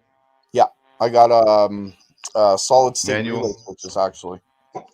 Well, you're using the inertia of the bike, right? To keep it driving. Yeah. He waits till he gets to 40, 50 miles an hour, then he flips that switch. Yeah, roughly. That's roughly what I figure it's at. Right now, I'm dry testing it because it's winter. I can't test it outside, but I've got it on a stand and. Why not capacitors? Why not parallel a few capacitors in there with the I dense battery? considered that. I considered that. I have to wait for that as the next stage because that's going to take a little bit of money. And right now, all I Well, have is that if you add just add a capacitor right on top of both banks, and you'll remove you'll gather more reactive power for one, oh and no, I and get that, and and I agree with and you you'll 100%. eliminate the load on the batteries. You'll remove the load on the batteries. But my battery banks are 60 volts, so in order to get a large enough capacitor bank, it's going to Just use cost run me a bit. capacitors. What's that? No, run capacitors. They're 120 volts to Oh, I 240 never volts. thought of that. Why didn't I think of that? Yeah, they're cheap. I actually have a whole And they're bunch of made for those that. microwaves. They're only 5 microfarads, 10 microfarads, or whatever, but You think that would be enough to actually make a difference? that's enough. That's enough to get you that's 10 microfarads that are free. Huh. Never thought of that. It's 10 reactive microfarads. So No, I know what you you mean by know, that. I know what like reactive power and all that. Yeah. yeah. Huh. So like when you're already at top speed, for every 10 microfarad cap you add onto that, you're removing that from your load on the battery, your source, No, because I it's know coming what you from mean. the Yeah. capacitor. The capacitor will gather the charge off your back wheel a lot more efficient than your batteries will, and it will help to get it into the batteries as well more efficiently. You know what? I'll It's just try you're that. missing out. Yeah, You're I'll missing try out. that. And I'll get back to you Put on at how least that one on turns there. out. Yeah. Put at least one Good on idea. each bank, and you'll see a run capacitor. Talking about capacitors, since all They're you oil guys filled. are experts on that, do They're you small. do you know do you know the maximum current capacitor I can get out there Voltage. in current in terms of current? Oh, current. Well, see, these run capacitors are either 5, 10, 10 microfarads, 10 microfarads, 20 microfarads at the most. And that's Yeah, you your could run them in joules. series, Those are but your joules. That's the current right there. So the more microfarads, the more reactive current it will be able to capture and reuse right away. Yeah, A lot faster than the battery can use it. So that's the whole key here. yeah, When because the I'm load, looking for something the like that. battery can supply a load at a certain rate, but the capacitor is going to beat any battery when it Yeah, comes to that. well, I'm not looking for a continuous current, just a short outburst of energy, and I thought the capacitor would be perfect for that. yeah. Then you want to put a bunch of capacitors in series to get a really high voltage, if that's what you're trying to do, high voltage pulse. Current. Well, it's Then current you put too. them in parallel. Yeah, you put a bunch of them in Parallels parallel. for your current, right? Yeah. You want more current, lower voltage, you put them in parallel. Yeah, And then if you want to jump up your volts with the current that you have in parallel, then you put parallel banks in series. okay, let's see. And then you get more voltage with the same amount of, not more current, the same amount of current, but just more voltage behind it.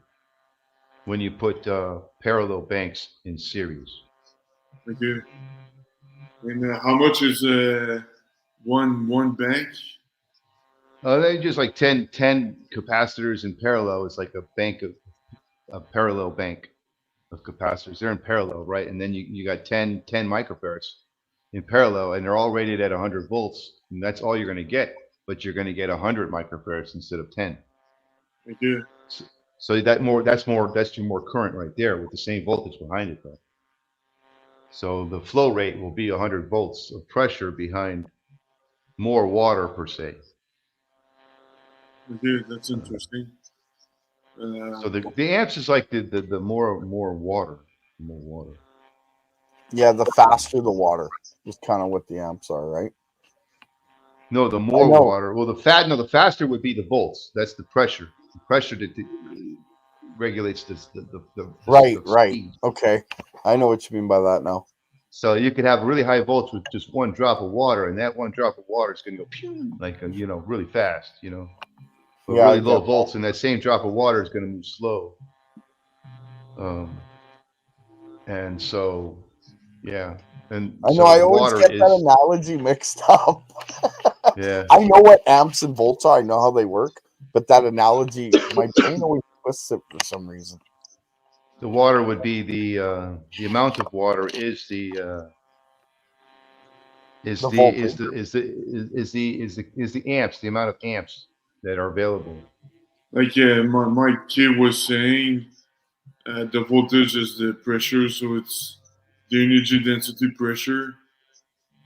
In some degree, I Yeah. mean, the amps and the voltage are in tandem at some level, Yeah, because the Yeah, they more have to be water at you some have in level. the lake, the more amps you have, right? But you also have more voltage too. Yeah, yeah, because the more is able to flow. It's just the tilting of the lake. How high did you raise that lake up to give it how much tilt? Then you're raising the volts. That's But the actually amps is not changing. It's the same amount of water. one of the theories behind creating a bunch of energy is create a high potential and let it flow to ground and capture that flow, and that's where you get It's the your only way current. I can keep it making sense between volts and amps. Is the only way I can rationalize the whole thing. You're an engineer, eh, Mike? Mike does, I mean, yeah. I'm an engineer. or I don't sort really of make thing. money Yeah, doing it, but yeah. well, actually, I Neither do take I. that back. But I don't make enough money doing it. yeah, no, I just work for other people. I'm an electrician, You just have to and I experiment hear with that. stuff. That's what I was. You just have to experiment all the time. Just try different ideas, even if you don't think it's going to work. Try it out. I've blown stuff up before. It's not like it's going to stop me from doing more, right? You No, it's actually kind of fun. I used to blow up capacitors just for Oh yeah. fun. yeah. it's actually Yeah. nothing to worry about. They're just made out of what, carbon, Yeah, plastic, paper and like plastic. wax paper. See, They make one. they make a loud bang. That's about it. See, Yeah, capacitors. A lot of people have a misconception about what capacitors are. A lot of people think voltage is inside a capacitor. There's actually no voltage inside a capacitor. It's static. And that's what Eric Dollar talks about in one of his that's lectures. He interesting. says, yeah, it's a It's so hard static potential. to conceive, to think. How's that even? It's a static field on the two plates inside with the dielectric between it. He says there's no voltage in there, it's static potential. Yeah, it's the flow of that energy that creates that. Yeah, and that is true. Yeah. You put your Yeah. voltmeter there, you see the volts. You see it does hold, seem to hold Well, it's the energy. discharge of it's the static discharge going from one plate through the dielectric to the second plate. So it's a transfer of static potential. But you ever So look at those super caps, Mike? How they take so yeah, long to I have. drain? Yeah, well, I have a whole bank of those. So yeah, I have the big ones, the big Maxwell one. I got one or two of those kicking around, and then I got small ones, which is about 90 farad. And they take And like yeah, a few minutes to drain. yeah, yeah. Like Yeah, I've but they actually take a run while my. to charge too, don't they? They can if you got enough current going into it and potential. Yeah, you can charge them up. I was charging it with the Renegade last night with the transformer hooked up to them, so it worked actually a lot better than I thought it would. Nice. So yeah, I hooked it up in the one wire system, Tesla one wire system. So yeah, it worked really, really good. Well, guys, I Like I hate to got, bail on you, but I'm getting a tap on the shoulder by the wife, sort of thing. So well, no, I gotta go that's deal with funny. something before I can come back on. Yeah, yeah, So I'm no gonna worries. have to bail on you guys, but I appreciate Yeah, you inviting me, was good talking Yeah, to you, Mike. thanks, man. Does. Thank you, Yeah. Phil, for all your work. Yeah. Hopefully, we'll talk to you soon. Nice to Yeah. hear about you. Yeah, and good luck on your endeavors, man. It sounds like things are going really good for you. So that's Yeah, awesome. if you need points of contacts, just let me know. I get a whole bunch of them.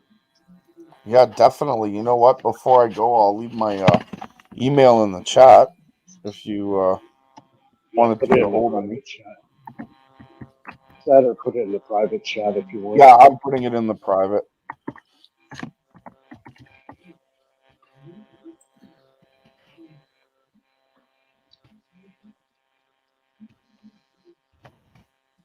Yeah, there we go. Yeah, just email me, Phil, if you want to contact me. And Mike does. I think you got that there too. If you want to talk to me, just give me an email. And Mike, thank you for the invite. And if you're going to do this next Friday, I'd definitely love to come on. Yeah, I want to keep it as a regular thing every Friday night about 9 p.m. Eastern is the time frame I like to shoot for. A little bit earlier, so I know some people go to bed a little bit earlier. So, and it's also recorded too. It'll be posted on the Faraday Research website on YouTube. So if you guys missed part of the show or whatever, you can always go back to the Faraday Research website on YouTube and click on live, and all the shows will be listed there. So even if you missed the live, you always have the recorded show listed there. So excellent. Well, awesome conversation, guys. Good talking to you, and hopefully we'll talk to you in the next little while here. Thanks, Gerald. Hey, Joe. Have a good night, guys. You too. Take care. All right, that was awesome. So far, we've done an hour and a half of an excellent show. We covered quite a bit of stuff. Thomas, I see you there in the chat. If you want to reconnect, you can connect and join the show. We also have one other person here from, let's see, he's from over Unity Research Channel. You're invited if you want to join. Just get a headset and a microphone. You can do it over the phone as well. That's where my feed's coming off. I have a separate computer actually running the show while I have a phone, which is actually showing me right now. Makes it a little bit easier to organize myself. So, yeah, you got a invite there. I put the link in the comments, and just click on that in your phone, and it'll zoom you into a login. It'll ask for your name and that, and then it'll enter you into the backstage. And then when you pop up there, I'll let you into the show. So, Thomas, if you want to reconnect, I see you tried to log in earlier, but you're disconnected now. If you want to join, go ahead. And yeah, we'll just carry on from where we were. So, Is Mike, there what do you think of anything that else?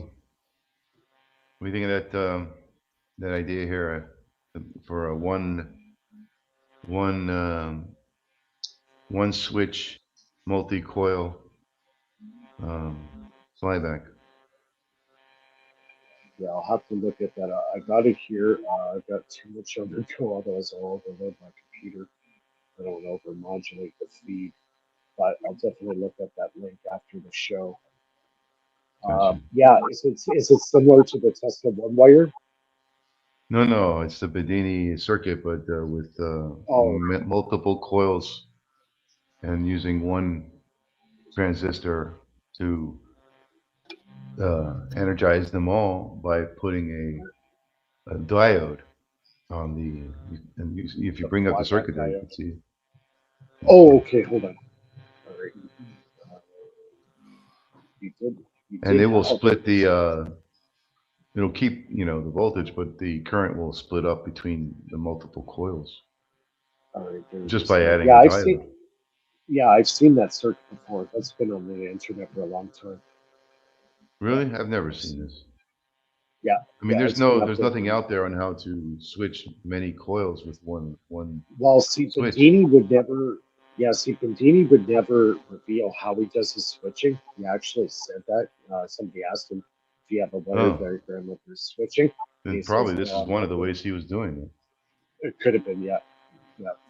I know he shows this picture in the Energy from the Vacuum series. He draws it out on the blackboard and he Mhm. says, "This is the first time ever I'm showing this circuit public." So this is it right here. No, that was in series. He had his loads in series. The one wire system, Yeah. that was all in series. All those Oh, coils were in series. These are in parallel. oh, I know which one you're talking about. Okay, yeah. Yeah. This is just using. He was switching with one. He was switching with one transistor, but he had multiple loads on that one wire. Right. And That, that's the only that way you can that's the only way you here we can have two pull power wires. We have off. two wires here. There's two wires here. Right. Yeah. See, the one wire is the only way you can pull power off a Bedini or a Renegade or an Adams motor without killing the dipole. Is the one wire system.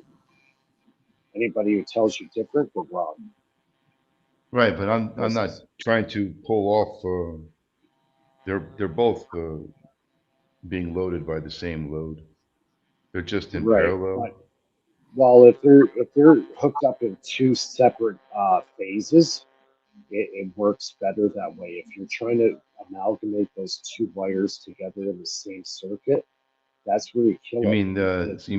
you mean asymmetric? Right. Yeah. They have to be separated. You can only use the one wire.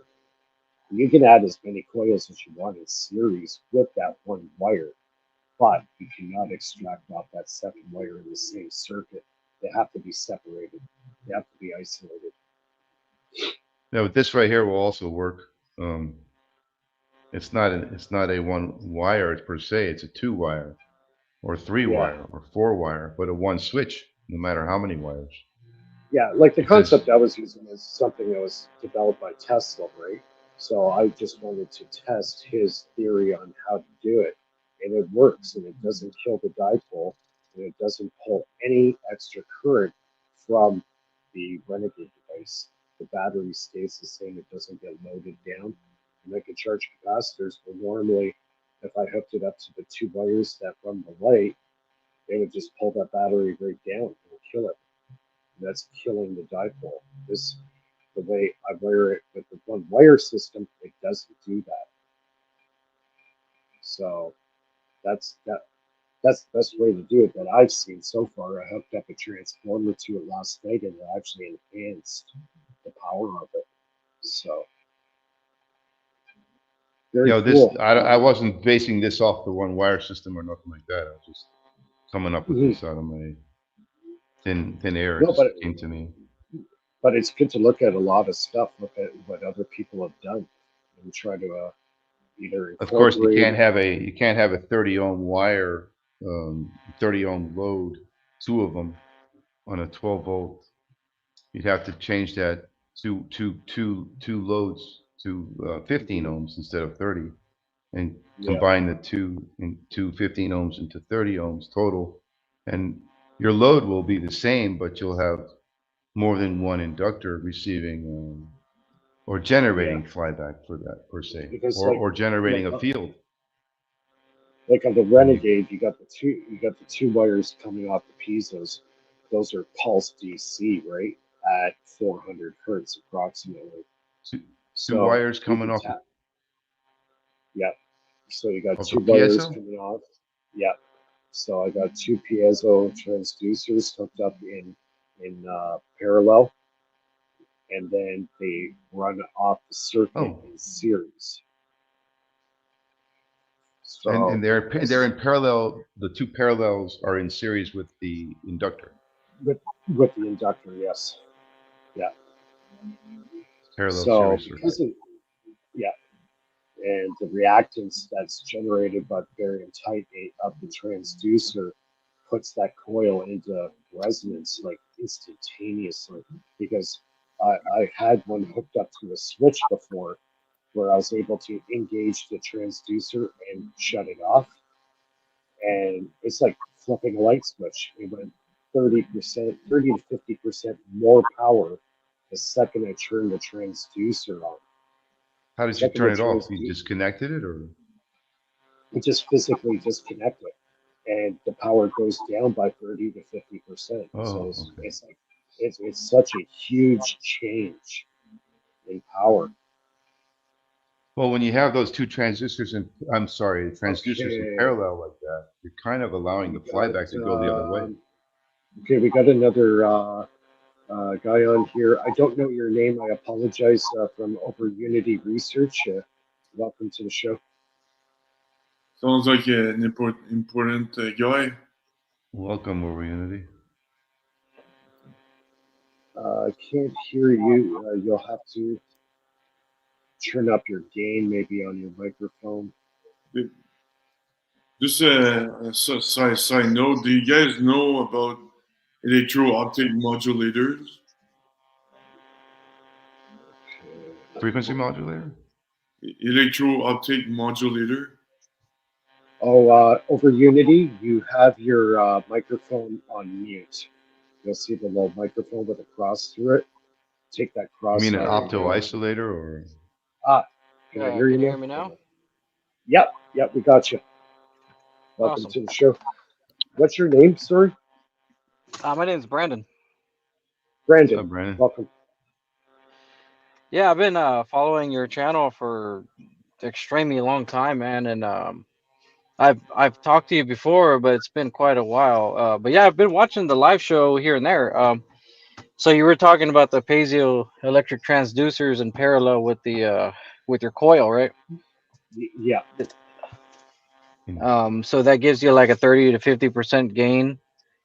yeah, With the instantaneously. That's awesome. Instantaneous. It was incredible. I couldn't believe what I was looking at.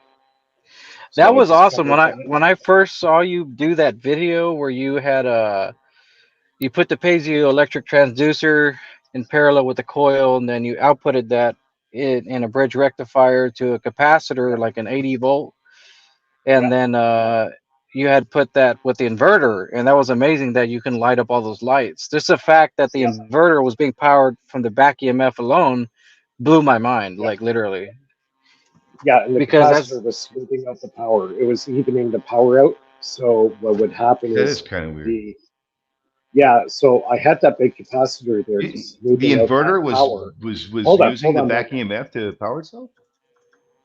No, the back EMF was charging that big capacitor. The Oh, capacitor right, right. smoothened out the power.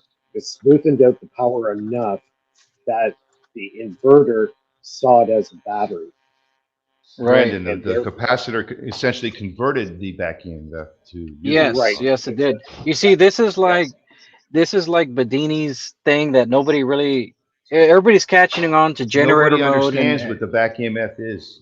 They don't get it. well, They yeah. think They it's it's like forward energy. They think it's it's forward radiant, energy. It's it's reverse energy. radiant energy, but people like to call it also, or look at it as what do you call it? How would I say it? And reactive power, like Mike's been talking about, which a lot of people yes, say you can't do anything with it, but you have to convert it back to a right, normal type of energy. And that's what right. Bedini's been talking about for years, but nobody's been catching on. Has That's right. anybody heard of the linear amplifier regulator from the energy from the vacuum series? I think, I've heard yeah, of it, but I'm not I familiar do with its recall. operation. Okay, look, Yeah, I do Mike, recall. you need to go look in that, man, because dude, okay, go also for anybody who wants to watch the entire energy from the vacuum series. I've been wanting to watch that for a while. I was getting ready to You buy it got the cut other off. day now. I know it costs some money. Don't go You're modulating a little and bit. go. Put the link in the live chat. I believe you're in. It's archive.com. They have the full series there. But you got to pay for it, no? You only have No. an archive. Archive.com has it? Yeah, yeah. When I've did been they put watching it it from up? there for. Oh, it's been there for a long time. I had no idea. Yeah, yeah. I've been watching it there. Right. There's a couple guys. There's a couple. The Brandon, your beginning. signal's Go choppy. ahead. Yeah, your signal's a little Huh. choppy there. Let me Are see you if I on can fix hold on a second. are you on a wireless or sometimes Maybe that it's too goes close to the microphone. No, I think it's this Uh, connection problem, the latency. yeah, You know what? Try disconnect and then I'm reconnect. in my car right now. Oh, okay. Oh, that's probably why you're moving. That's probably the reason why. Okay, but we hear you okay right now, so Let me. In it could be the location where you are too on the road might cause it. What's great about the Please. one wire system, and you can have all those loads on that one wire, as I long as know. you're feeding it high voltage flyback, it's going to get That's right. across all of that. It's implosive inductive reactance is what's happening in my generator. Right, but if the voltage was lower, it wouldn't get crossed, it wouldn't get past all them loads. It has to be high Yeah, voltage to get through all them loads. The that's current right. don't mean That's right. anything. Yeah, If it's not enough exactly. voltage, you're not going to get through all that. Right. So what I've hooked up just recently in the last day is I hooked up a neon bulb to the transducer circuit. So I hooked that up and it's showing me I'm getting at least 90 volts of reactive power. Oh Right, shoot. because the neon needs that much to light up. Let's try this again here. Try to get him to reconnect. And it's one thing to feed a primary, 12 volts and have a secondary You're step it up to 90 volts to get that light to light up. And it's another thing to not have no secondary and over light it up Unity. anyway with the Hold on, flyback. Mike, hold on for a sec. Over Unity, your mic is okay. can Try talking now. can you hear me Yeah, we now? got you.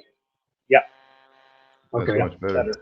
I'm just on the regular phone, I guess. The regular phone's microphone. I just got rid Oh, of the okay. Bluetooth headset. It was causing me problems. Sorry about that. That's no, it's okay. Sorry, go back to what you were saying earlier. Yeah, so I've been on BitChute. There's a channel called I mean, I can drop it in the chat here, right? Let me find it. Yeah, put it in the chat for everybody. Let me just go to it real quick. I gotta find it. I downloaded all of them already, but yeah, some guy, I don't know who he is, he had put the entire energy from the vacuum series on BitChute. So I would say download that as fast as you can, because I don't know how much longer it's going to be on there. I would assume it's not going to get taken down, because that's the good thing about BitChute. A lot of things stay on there. Let me see. Are you in the U.S. by chance or Canada? Yeah, I'm in Texas. Oh, you're in Texas. Okay. Yeah, Yeah. Mike does his. You're in Florida. Yeah. But yeah, like I was going back earlier, uh, without the high voltage going through the coil, It's not just high voltage, it's reverse polarity high voltage. that's right. It's flipping. It's flipping all And the a lot time. of people are not getting that. They keep thinking it's the forward voltage, it's the forward polarity. It's not that, man. It's You know? flipping. The polarities flip, and that's what Right. Thomas Bearden talks about. So he talks about that, and he says if you get super high, fast, efficient switching with a high potential hitting a large mass or a large coil, that's where the power comes from, the coil. And that's what I've been preaching on my channel. And people don't seem to get it. Some people do, but It there's all still a lot happens of on the people. off cycle.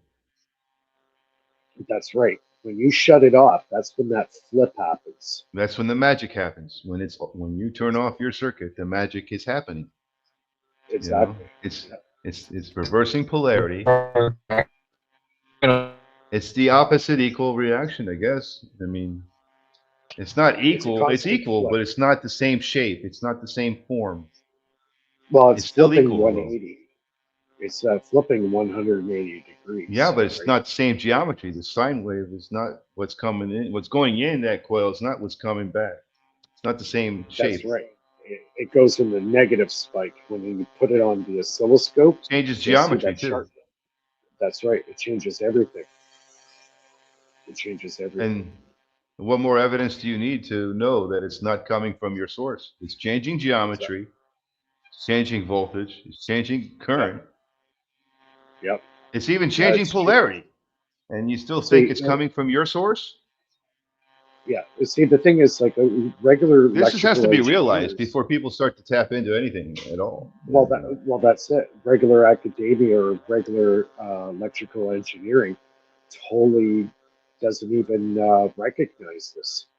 I You don't know know, how this long I went this without understanding the flyback diode. even Like like this Paul is this Babcock, diode is here to capture the reverse polarity, and it's not there for anything else. and even Paul Babcock, I agree with him. He says you got to get away from 12 volts. You got to go to a higher potential. Like I go 25 volts minimum and above. My Renegade runs at 50 volts. So with that, you can create a lot of implosive And you're you're reactance you're with that decreasing your coil. duty cycle and your amperage at the same time by using That's that right. printer relay. But, yep, the draw off the battery goes way What down. did you call that relay again? The printer relay? Well, the one that I'm using right now is the automotive relay switch. You can get it from Automart. You It's said you were a using 12 one from volt. a printer. Oh no, that's the proximity sensor I'm using. That's what's picking up the magnet. So I'm using that, and the reason why I use that one Oh, is isolating. Okay. well, not to also that too, but it's super fast switching and Right. getting a super fast signal, and that's what Bearden talks about. If you do a Yeah, really that's how you lower it. fast That shorten your switching, duty cycle. exactly, it's more responsive, and you Get can rid get of a the motor amps to that speed way. up. That's how you get rid of your That's amps. right. That's right. And I'm going down. I've got it as low as 5 milliamps. I've got it as low on the big Renegade using 50 volts. It doesn't even show up on my meter.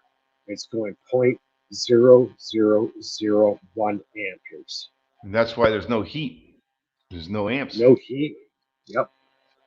And the battery doesn't die. The battery's, you got 4 motorcycle batteries Is hooked up in series, and you're pulling off only 0.0001 amps, the battery doesn't even notice it. It doesn't even notice it's got a the load on it. batteries are So just there to supply pressure, exactly, you got it. potential. You hit it. You hit it right on the nail. You hit it right on the nail. And when people understand that, then people are going to start making advancements. So, got a lot of latency on this connection. Holy cow. Everybody's getting knocked off here. What's Ooh, crazy about man. you send your forward current, your forward voltage through the inductor to create a north Well, the field, volt, and well, the then push the voltage is the magnet along on pressure. the wheel, and then turn it off, and Well, Philip, it reverses polarity into the battery. yeah, like Philip said earlier, And in that a sense, you're voltage conserving potential. the same energy or the opposite energy that you use to push the magnet along on the wheel. Yeah, because the voltage is what creates the pressure, like Philip said earlier. That's exactly correct. The higher the voltage is, the more radiant push, or it's not current; it's the radiant push. So that's what you want. That's what you want to drive your circuit with, You get a more and you can turn. saturated field. Yeah, and you're able to create more reactive power in the coil or the inductor. Makes it that much easier for the coil to get filled up and create that reactive power. Thing about the You voltage, can't. when you turn that iron into a magnet with that 12 volts or whatever, and you're going to get a saturation field of the same area, Well, let's say you see, 50% saturation, but you double it to 24 right, volts, and you're going to get the same right. area of saturation, but 100% saturation instead of 50. Yeah, you have But it's to. still the same You have area. to. It's still the same area, just less, Right. just more saturation. Right. So for the ideal inductor, because if you use a high carbon steel or iron, what happens is that that iron gets magnetized and doesn't collapse fast. It holds that magnetic field. You want a core that's going to be able to create the field but collapse very fast. So what you need is a very, very soft steel that has a very low carbon content in that steel. And I believe number 7 bird shot pellets that you use for hunting, those pellets have very little carbon, and they make an excellent core material. Excellent core material.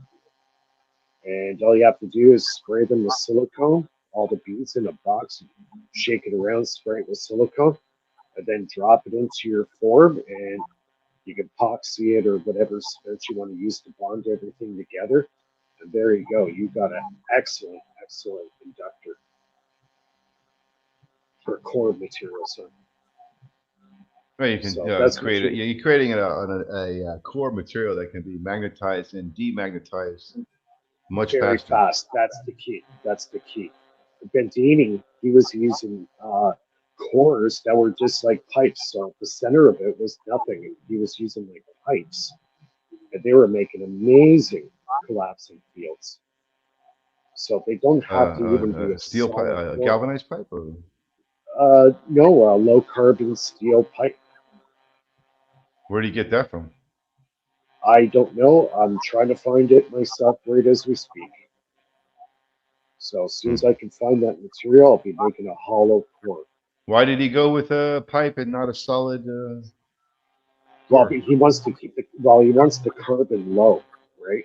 Oh, In the metal. less iron, That's huh? the key.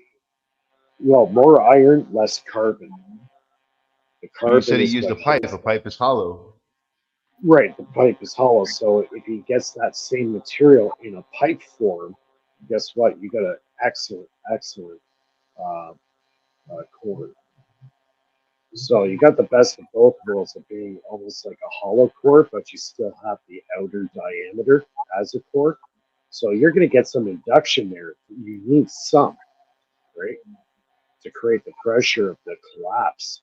But the faster you can make that collapse, Oh, way so better. this Bedini experiment you're talking about, he wasn't using it to drive a pulse motor or nothing. This was just for the Oh yeah, reading. he was. No, He no, he was. was using it to. Yeah, he was. He used it on his zero force motor.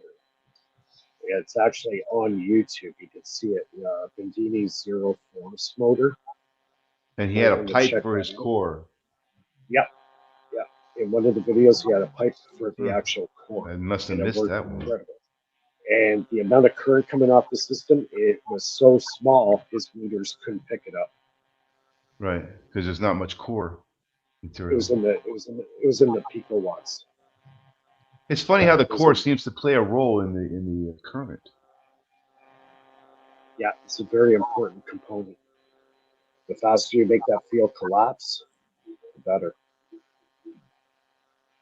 So it's materials too, right? It's not just engineering, it's choice of materials, choice of the proper components to make, and then when you have the right stuff, you put it together, you got the right recipe.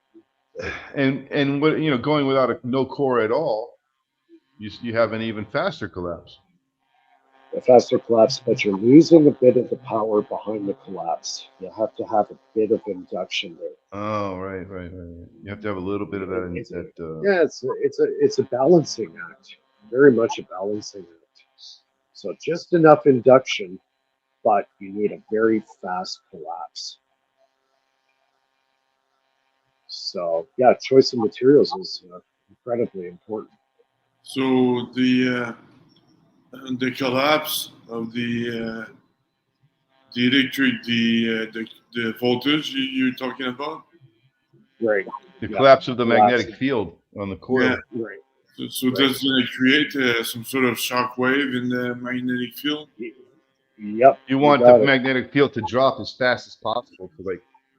lose all And charge that. as fast as Right. possible. Turn off the So switch and I. have it So fall as fast as possible. Right. So my theory is, okay, this is my theory only, is when you have that collapse and it's collapsing towards the blotch wall, okay, that's where that energy hits the plonk. And that's And the not collapsing smallest, with a load, collapsing on its own, you know, not by a collapsing on load. its own, collapsing on its own with negative energy. That's why there's no heat. It's negative energy at this point. All right. When it hits the blotch wall, okay, you're at the Planck scale now. Energy cannot go past that Planck. The Planck is the smallest denomination of matter that we know of. Now it hits a brick wall. Well, guess what's going to happen? It's going to go this way. All right. And that's where you get your gains. That's where the 0 point energy is. You're actually bouncing off the 0 point fluctuation of the Planck. Okay. That's my theory. Because, like I was saying earlier, when I was talking about the force That's a good field, theory. the shock wave, Yep. that's what it is. It's a compressed, pulsed um, electric or magnetic field of high energy density, and the energy density is so high that it's going to create time dilation. And the time dilation shock wave is going to deflect projectiles and laser weapons and stuff like that. But you need obviously extremely high energy density, so you need to compress, pulsed, shock wave for that. And Yeah. I'm looking And for this is ways where, to accomplish this. right, because the reason why I'm saying I'm hitting the Planck is the fact that the energy is going through the transducer, which is a barium titanate. And that is getting me in the right frequency relative to the coil harmonic frequency. And that's enabling me to hit the Planck and rebound off it. Now, I could not do that with just the coil on its own. The second I put the transducer into it, that's where I got the 30 to 50% gain. So, where is this power mysteriously showing up out of nowhere? Well, Well, it's leading me to believe. I have an something to say about that. Now, you had two transducers in parallel, and Yes. those were in series with your inductor, No, no, right? they're in parallel with it too. They're in parallel with it too. So, In they're all in parallel. parallel. Yeah, they're Okay. parallel up the coil, and the two Oh, transducers are in parallel with okay. each other. That would also work with what I'm about to say, even if you had them in the other way. Yep. The Sorry, I fact made that a you had mistake two of them, earlier. the fact that you had two of Yeah, them, I'm thinking the forward energy that you're giving the circuit is going through one of them, and the yeah, reverse is coming through the other. that's right. That's why I And put that's two why of you're them in getting this. it again, because the second Yep, one is allowing the reverse to channel backwards that's somehow right. into the That's right. circuit. Because I tried it with one, and it worked good. And then when I added the second one, it worked even better. Right, There because the was even second more one gain. is also in parallel, but nonetheless, it's a second channel for the reverse Right, flyback to go through. right. When it goes 180 flip, it hits Right. the Whereas second. before you only had one inductor and one transducer. That's Right. two channels, but the flyback, because of the diode, it can't go through the inductor. Yeah. You see what I'm saying? The Yeah. high voltage diode is preventing the flyback from going back into the inductor. It's only Yeah. allowing the flyback to exit the inductor. And Well, that's I why have the and flat. that's why the second transducer became that channel now. Yeah. That other That's channel that wasn't there before. it's and the reactive power is all part of that recipe right in there, right in that reaction. Because there's a forward bias and a reverse bias going on here. Yep. It seems like it. Yeah, it totally seems The like it. battery is taking the reverse bias, but before the battery gets it, the second transducer does. Yep. And it gives me an extra gain. It's boom, steps it up again. So depending on the quality of your transducer also makes a big difference. I was using cheap ones back then, but now I'm using barium titanate, which is probably one of the best piezoelectric materials to use. I've been using them ever since, and I won't look back because they work so well. But they're not expensive. They're very cheap. You can get them for like $10, $15 on Amazon. So you So I tried have, different ones, and the barium ones were the yeah, best. Huh? barium were the best. That's what Norman Roothead was working on using with his MRA device, sorry. He was doing that back in the early 90s, and that's where he was, that's when he built the device, and he noticed the transducer was creating that reactive power scenario. Implosive reactive, because it's a negative Implosive, energy. right? I don't know Yeah, how many when it years I understood implosive, but didn't realize it was the reverse negative polarity. energy. Yeah, and it's also called electricity, right? There's no heat, zero heat involved. If anything, it'll actually create cooling. So, yeah, it's I've been working on this stuff for a while, so it's a lot of testing. But switching is key. Anybody who's starting to use this stuff, I would use the 3D printer proximity sensor. It triggers extremely fast and accurate, and you can dial in your duty cycle very easy with it, and then hook it up to a good fast relay, and you're there. You got it. You got a really good switching mechanism, and How it's come you chose isolated that? too. You chose that because it's an analog switch kind of. Yeah, it's very much an analog. I try to keep my system as analog as possible. And you That's the think only. transistors are like It not doesn't get analog? because no, because like the spark gap switch that I'm using right now is analog. It's creating a disruptive discharge that's helping the reactive power. Right. Where a transistor Transistor, right. just It doesn't doesn't do it. create that spark. Yeah, exactly. It's just something about that spark, Well, that they're designed disruptive not to do that, discharge. actually. The Right, transistors designed not to do right. So like mine, I've got mine so finely tuned. I see very, very little arcing going on. Every now and then that. I'll see that I little. think what you did with the what'd you call that relay again? The printer relay? No, it's automotive relay switch. What the proximity sensor, the 3D printer one. Yeah, That's the reason, an you analog know relay what? type thing, right? It works off a magnet. So the second the magnetic field hits it, it switches. Right. So So it's like, more analog than a transistor, basically. yeah, yeah, I would say it's pretty analog. Yeah. And you prefer So that the over a reason, spark gap. well, I use the spark gap switch. They work together. One's the sensor, and the other one's You're the, using the the switch. proximity to get your frequency through the spark gap. Well, it's the timing mechanism. That's what I use Right. for the fast switching. So it's got a You could trigger get your one stable run. frequency with that. Right? Yeah, very stable. Yeah, And you send and it through it's the very spark gap. well. It's yeah, it's isolated, but triggers the actual spark gap is isolated from that circuit, and then I patch that isolated circuit to the proximity sensor. Yeah, that's not your And standard way of doing it. Most people just nope, go straight to the nobody's spark done it. gap. Nobody's done it. As far as I know, I'm the first one to do it. Right. That's And, yeah. Your and I'm average surprised. system is just straight to the spark gap. Let the spark gap do the frequency. Yeah, that's why I chose that specific spark gap because it's isolated from the trigger. Yeah, It's you want that completely stable tuning. Stable yeah. pulsing. Because if you use a normal reed switch, it's not isolated from the circuit, so eventually those reed switches burn out, right? And I've Uh-huh. burned out many of those.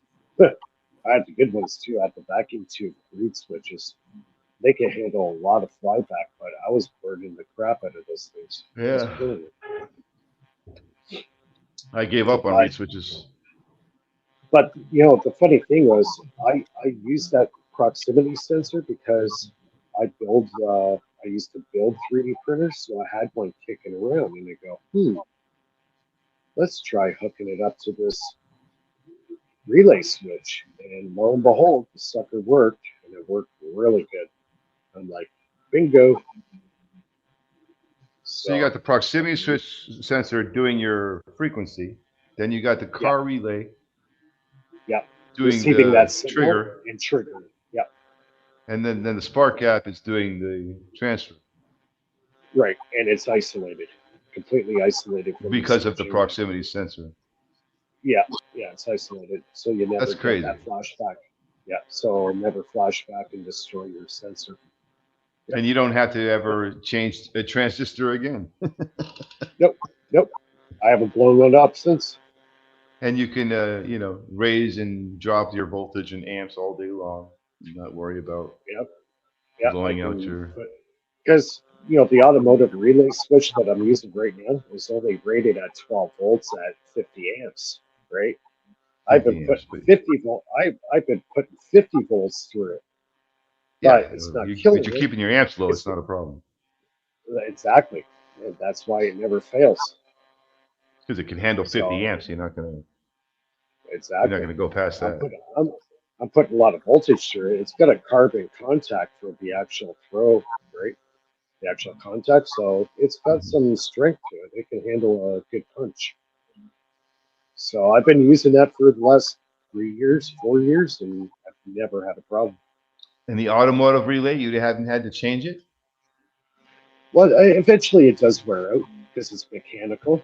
But as far as it carbonizes, very little.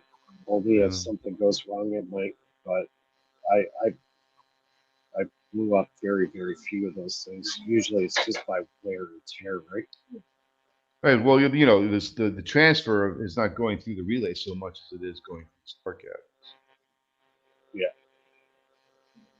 The relay is a little bit different because it's more of a solid state relays, right? So, but yeah, very, very reliable. I might add. I put a lot of voltage through those switches, and they hold up good. So one thing that's always on everybody's mind is a reliable switch, something that won't burn out. Well, everybody's hung up on the transistor because everybody wants super fast switching. But the thing is, you're missing the characteristic of that spark discharge. There's something special going on here. A lot of people would say, no. The spark gap, right? Yeah, people shy away from it because they don't understand how to use it properly. If you had the right mechanism, that could actually work to your advantage. And I've used it in a way that's actually working to my advantage. But I've got it so finely tuned now, you don't even see a spark coming off it. It is that good. And because there's very little spark coming off that discharge there, the switch doesn't die. It's lasting. It's not dying on me. So switching is number one, I would say. Transducers, that'll be the second thing. And a good size inductor. And then everybody get away from 12 volts. Start going to 25, go to 36, 48, whatever. Get to the higher voltages. You'll see way better effects. I can't wait to get my lab going again. I haven't had a lab up and running for like 3 years. It's getting depressing. Yeah. Yeah, I cleaned up mine for the holidays because I had to use my table for the feast, Yeah. Well, we've done 2 hours here. Philip, I don't know. You look pretty tired. I don't know if you want to call it quits. If you want to call it quits, or if you want to go another 15 minutes, or it's up to you guys. We've done over 2 hours and 10 minutes. Well, I do have questions, but sure. Well, I can't connect by email now that I have all the email addresses here. Oh, okay. Well, we could do that offline. We can shut the show down. Don't disconnect. we'll go backstage and then we can still chat there. Yeah, sounds good. So, all right, so we'll do that. We'll end the live stream, guys. Stay on, don't disconnect. Everybody, thanks a lot for joining us. We're going to do another show next Friday night, 9 o'clock Eastern. I don't know what it is Pacific, sorry. But anyways, yeah, the notification will pop up on YouTube when I put the list for the show for next week. And if you miss most of the show, don't worry. Just go to the Faraday Research YouTube channel, click on live, and you'll see the show posted there. That'll be the next one in line. And yeah, so thanks a lot, everyone, for joining us. And we'll see everybody next week. Guys, just stay where you are. Don't disconnect.